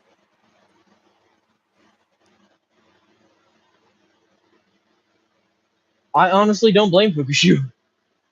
No, dead ass, dude. If it wasn't for Apex, Ishiro would have been dead. Yeah. Legit, no, legit. Fukushu. Oh, okay. So here's the thing about Fukushu before he went to the Quartet world. He his mouth was kind of similar to the Demogorgon, to the Demogorgon. Yeah. And guess what the worst part was? But It was also similar to Pennywise's mouth too, like the deadlights. yeah, I ain't looking at that. Yeah, and guess what the first part was? It makes you see your your dead family members. That is crazy. Fukushu was about make him see his daddy, and his donut for her dad. Make him go, Daddy, Daddy. King Destroyer was selling donuts. He said, he said, "So how you like your donut? Scaly or or chocolate?" Oh god. Oh, you say you want 'em scaly? Good. We're at They, the 26-minute mark. uh, but yeah, that shit pissed me off. I hanged up the phone with him, and I went for a walk just to cool off some steam. Yeah. Ooh, Daddy. and yo, Fukush. Oh, but no, the thing that kind of did piss both me and you off was definitely from the poor Apex.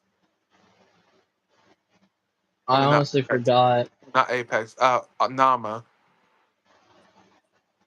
Remember with the Fukushu destroyer, or Mm-hmm. basically we call him the world. I think I call him only the Hellbringer. Yeah. Yeah, like when Obsidian died, they gave all his remaining energy to his sister. That it did happen. Hmm. Fucking Ishiro had his character go insane because he couldn't, be fucking he couldn't, let an emotional scene happen for more than like 5 minutes. For Yeah, less than 5 minutes actually. His character had to be front and center right now, right here, and he was basically being a whole big baby about it. yeah, legit. What the fuck? Like, let us fucking live. I legit had Starson legit trying to wake up his dad, even though his dad was legit split down the middle. Yeah, it was sad. And it got worse too when his aunt legit kind of sacrificed herself to get rid of this damn demon. And what ended up happening to her? She, Put I honestly forgot. put in a coma and for a few months, and was not able to walk in those said months too. Yes. Oh, but but do tell the world what was the one thing that definitely did piss you off about the disrespect of what? The fucking disrespect of fucking that Kagami and the others had to go through. Mm-hmm.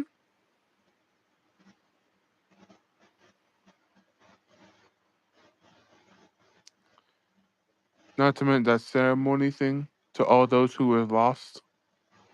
Yeah, he couldn't stand for 1 minute having his character just stand there and trying to be respectful.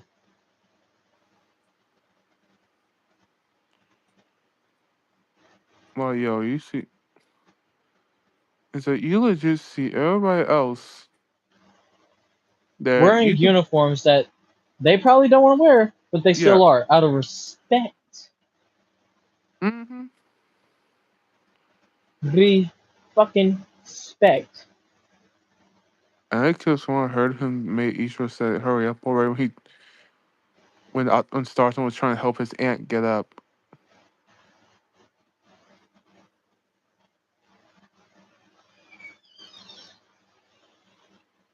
The Abe, Nama was in a fucking wheelchair. This son of a bitch legit broke her spine. Then he has the audacity to say something like that. Yes.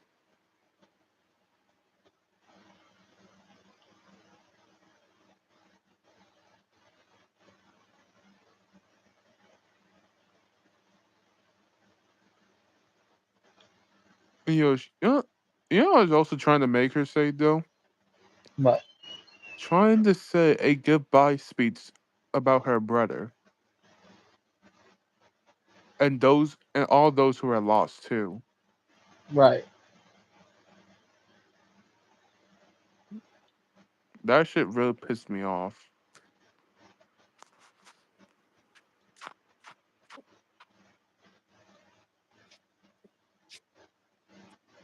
Anything else you need to say? Um fucking whenever we called him out on this shit, he like literally never fucking took us serious. Like Mm-hmm. he would say, "Okay, I'll change this. Okay, I'll change that," but he didn't mean it Yeah, he at really all. doesn't.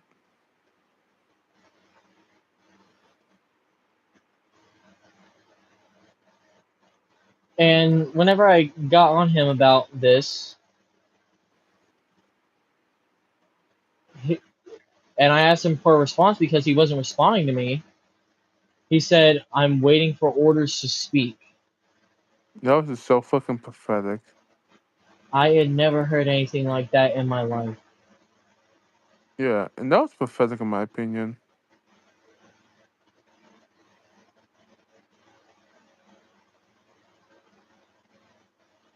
Like, what the fuck? You know, all big and high and mighty. But then when someone gets on your ass, That's you how know, he acted. yeah. I mean, I may be 19, but even I had bigger balls than him.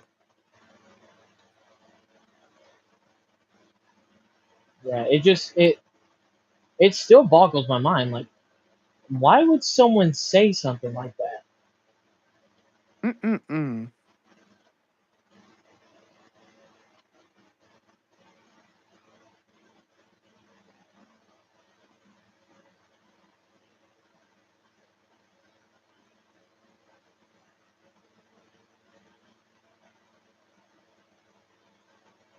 Like, oh, that really made me angry.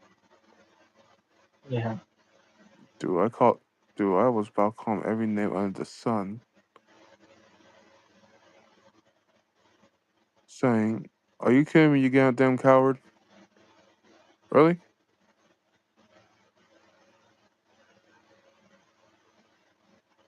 And oh my god.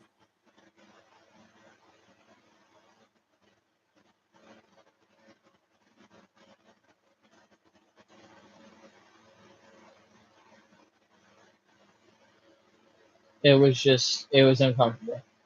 We are at the 10-minute mark, I believe. Okay. Yeah.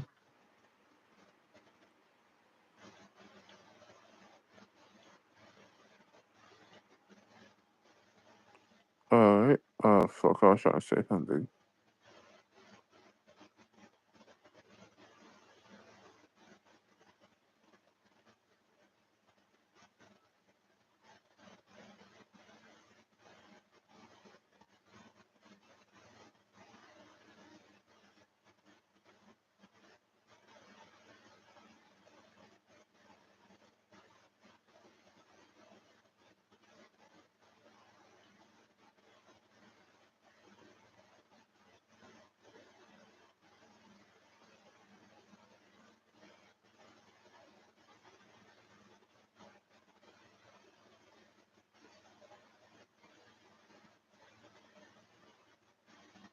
Right.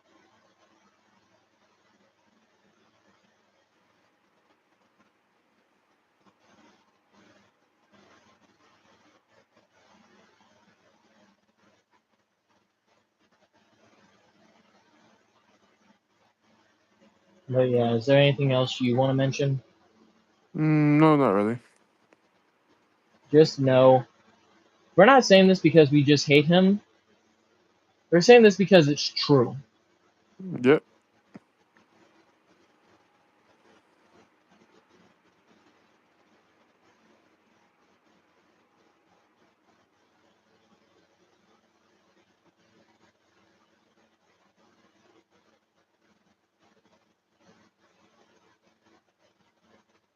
But yeah. So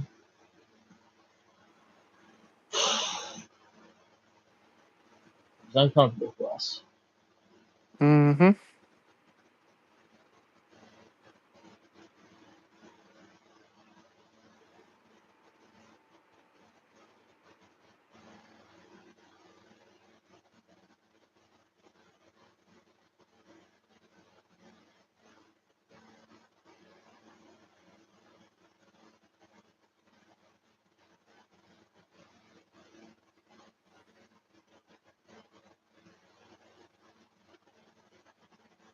So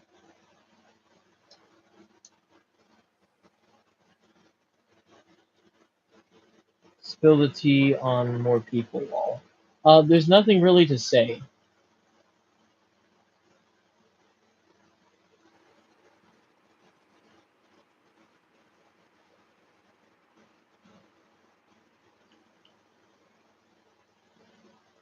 Um,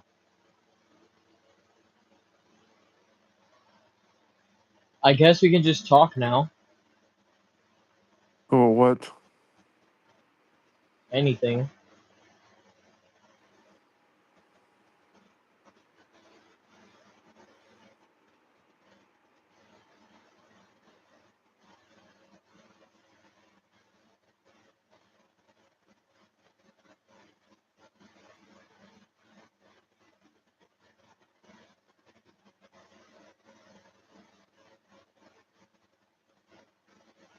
Um, just go more in the Kizu situation. But yeah, we stopped being friends with him, and well, yeah. Some people can say it was us being mean. I don't really care.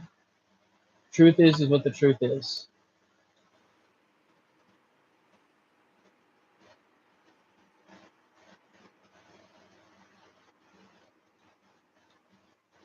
No, no, no, no.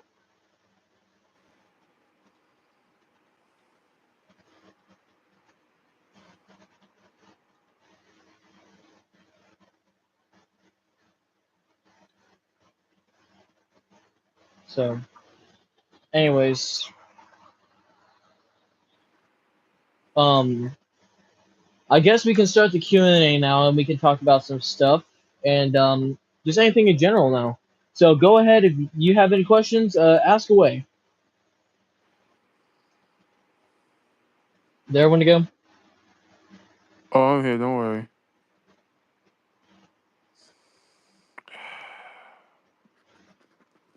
But yeah, so this is going to be a little bit longer now because we're going to have 5 minutes. We're going to have about an hour and 5 minutes to speak on the Q&A for this Q&A. So we're open to any questions. Okay. Hmm? Silence. So silence. So quiet.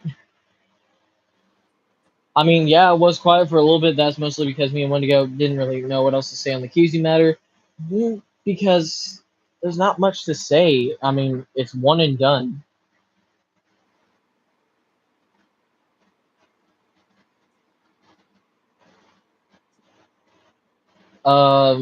Wait, you still got tea, Wendigo? Huh? You still have tea? No. Alright, get some tea. I'm going to get me some tea. Yeah, I'm good. I have a game for us, please. Fine. Huh? I said fine. And that Don't have to if sassy you ass don't tone, want huh? to. Thank you. But seriously, though, get some tea. I'm playing. Fine. Dog, I'm joking around, dude. I'm in a good I mood. know. Dude, I know.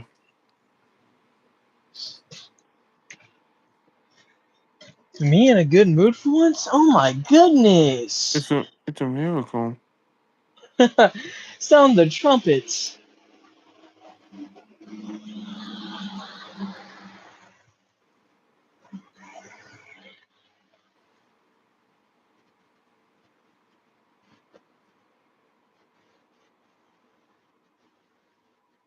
Actually, you know what? How about we just play some good old truth or dare? How's that sound to you, Wendigo? Yeah, sure. Uh, so you want to go first? Yeah, sure. Be my guest. Yeah, you'll. So you truth or dare me first.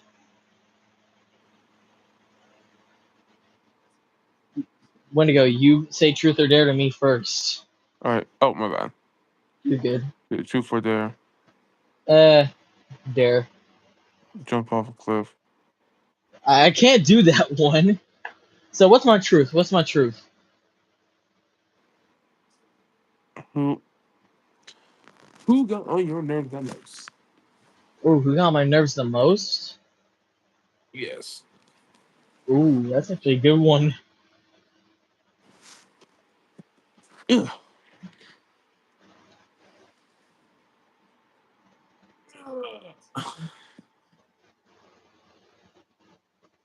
I hate getting spammed while it's so annoying. That is so true. Mm-hmm. We know how that is. Don't we?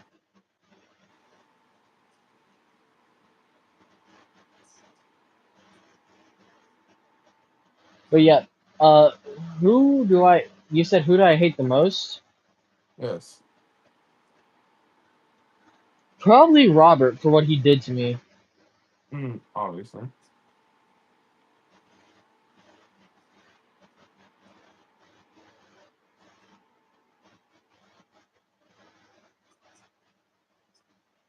Right.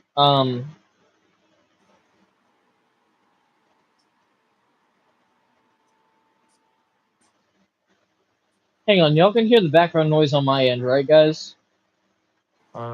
Yeah. Like fans and everything. Okay, in that case, I have an idea. What? Because this is literally kind of the end of the live, I'm gonna play some stuff. I'm gonna play some music. Okay. So, is there anything you want to talk about in general, Wendigo? Like something like random? Not really.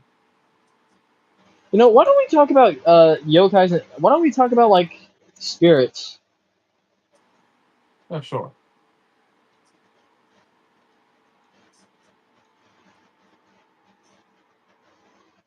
Yeah. Okay, so they can't hear the background. That's wonderful. Uh,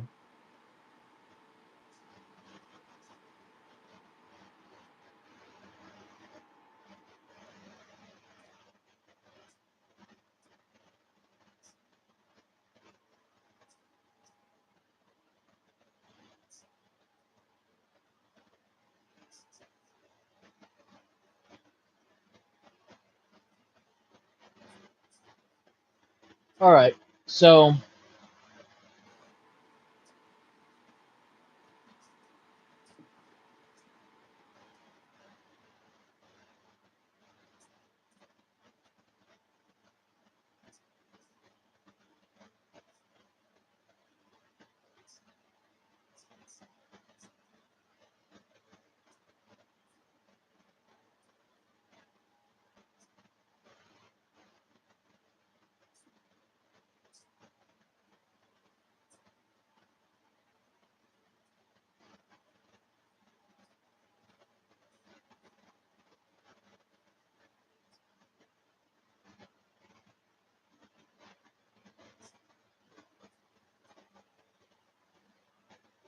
okay, Wendigo. yeah. What? In your opinion, which character was the strongest whenever it came to like writing the character and making him in general?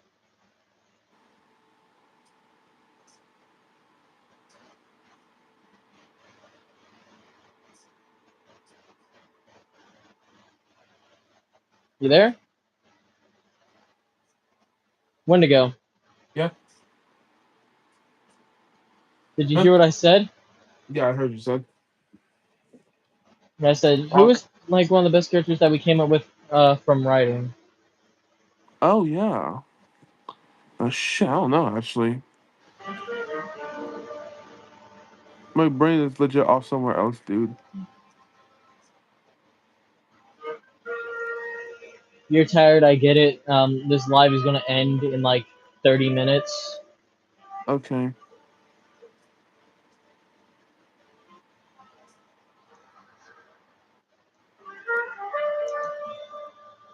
or so. Uh, hmm? But yeah, this live is gonna end in like 30 minutes or so. What I said was like whenever it came to a character in the quartet, Mm-hmm. or like a character in general, like from one of our series, like for me, Death with the Dominion, for you, your series, and for me and for us, Death with the Dominion. Which one really just didn't hit the mark? Shit, that's a good question. For me, it was Gigan. Whenever I made Gigan in the court, not in the quartet, in Death with the Dominion,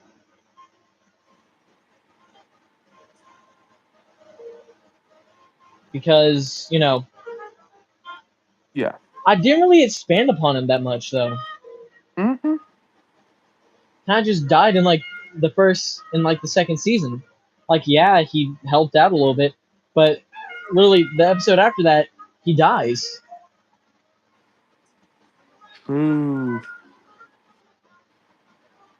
He lives for like 4 or 5 episodes, and then he dies, and it's supposed to be an emotional hit, but really he's just a comic relief. That's what I did for Roman. For not Roman, what? Rodan.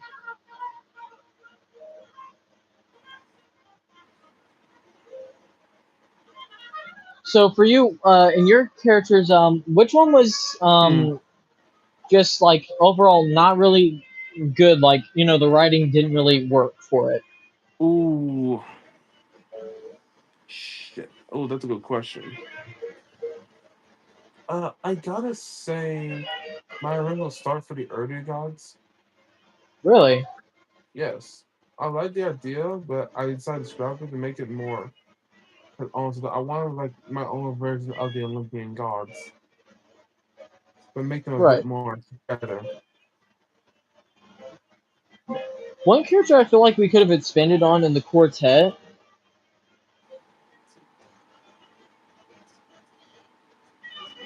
was, I think, Hmm. Sage. Like we're going to Yeah. probably do that in like since we have control of the quartet. But Yes. like whenever you first had him in there, Thanks like for coming. Thanks for coming. he Leaving. yeah he needed some help with his writing. Mm-hmm. Really did the really did the Kizu road for him. Yeah, we don't have to deal with Kizu anymore. Thank God. Yeah.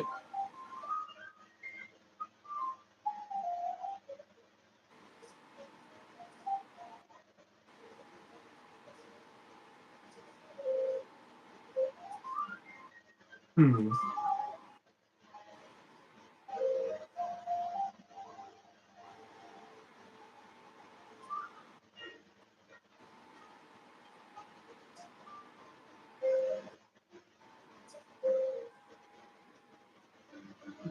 Okay, another character that I feel like wasn't written well was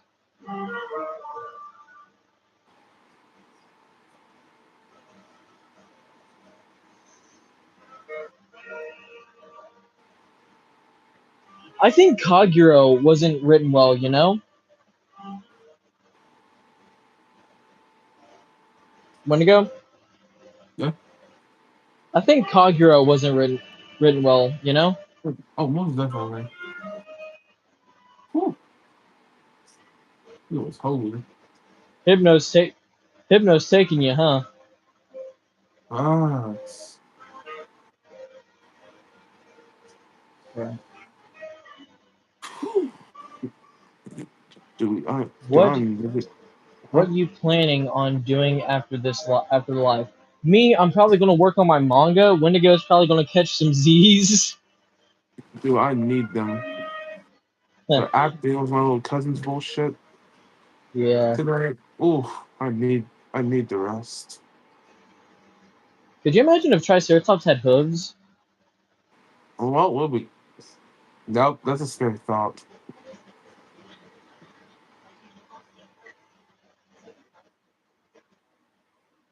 That's legit a scary thought.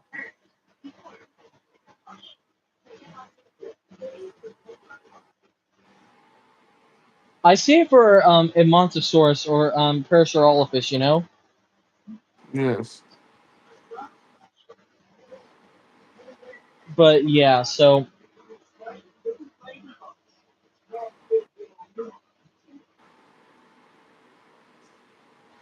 um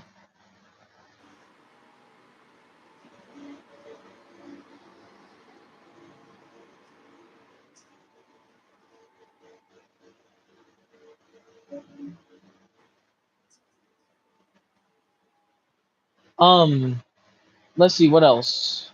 Hmm.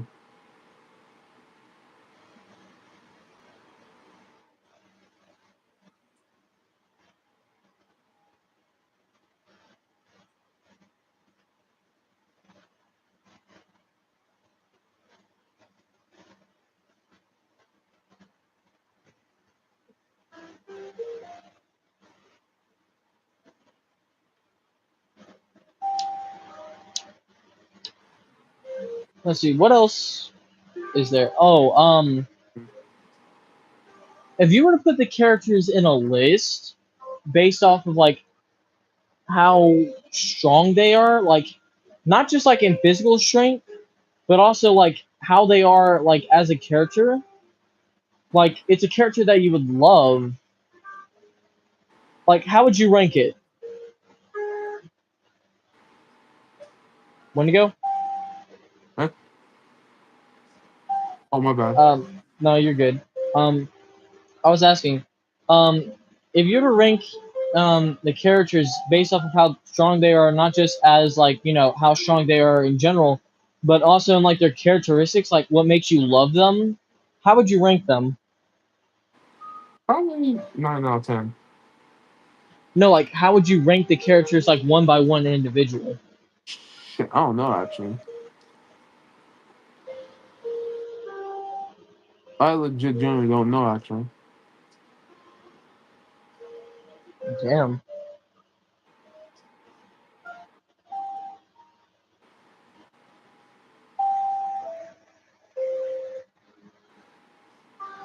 I've never really worked on the book after school ended. I just Mm-hmm. realized that this book Yeah. right here, I've been writing for Wendigo, almost drove me insane. Yep.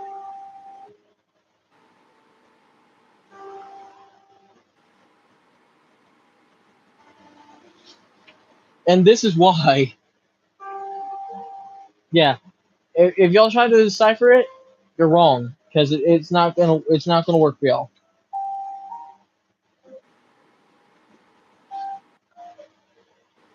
But yeah, so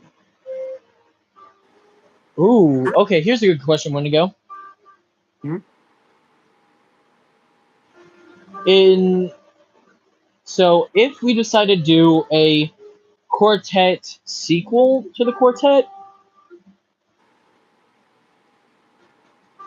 what should we do? Shit, I don't know actually.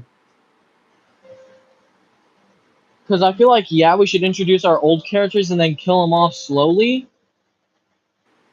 And then all three of our characters are sent to a school like how their parents were, and then sent to a modern era like how they were originally. But I want to do some, like, work on this story, or we could just, like, not do the story entirely. You know?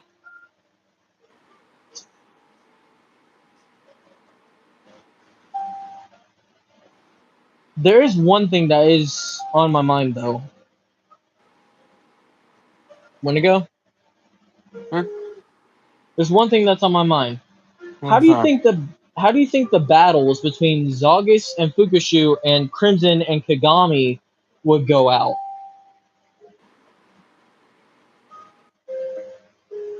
Because I know I'm going to video like me and my brother, like for motion capture to send to Isaiah whenever he does that.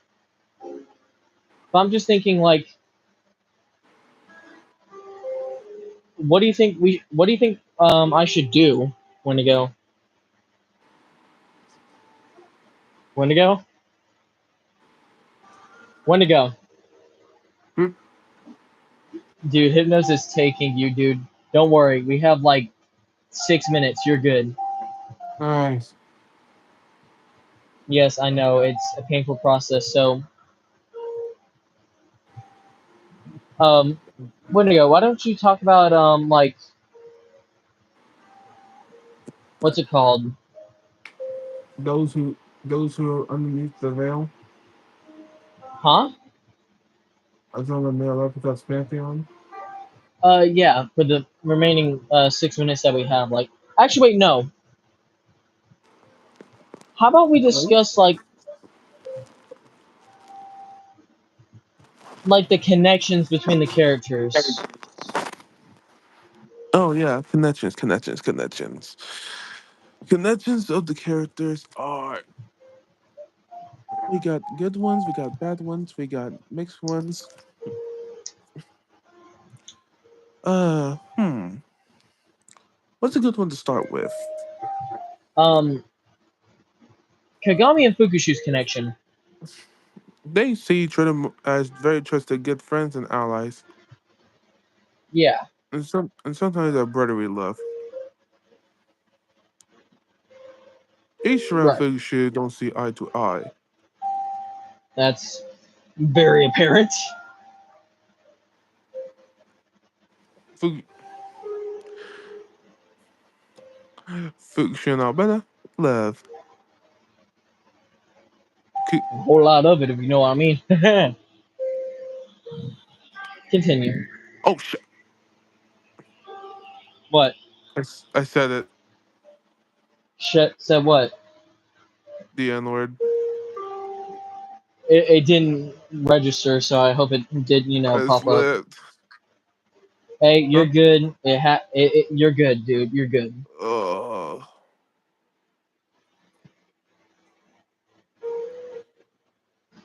dude. Dude. It's just the exhaustion, dude. I get it. Don't worry. We have 4 minutes, But yeah, but in this time frame, 4 minutes feels like 4 hours. Kagami and Am I correct? Kikyo. Yes, Kikyo. Kagami and Kikyo left. Yes, Ichiro no one. Depression. Ishiro and no one. Fukushu and Ichiro donut. You already talked about Fukushu and Ishiro. I didn't say nothing about Fukushu's fist and donut. Anyways, so here's a good one. Like talk about like the relationship between like Fukushu and his children.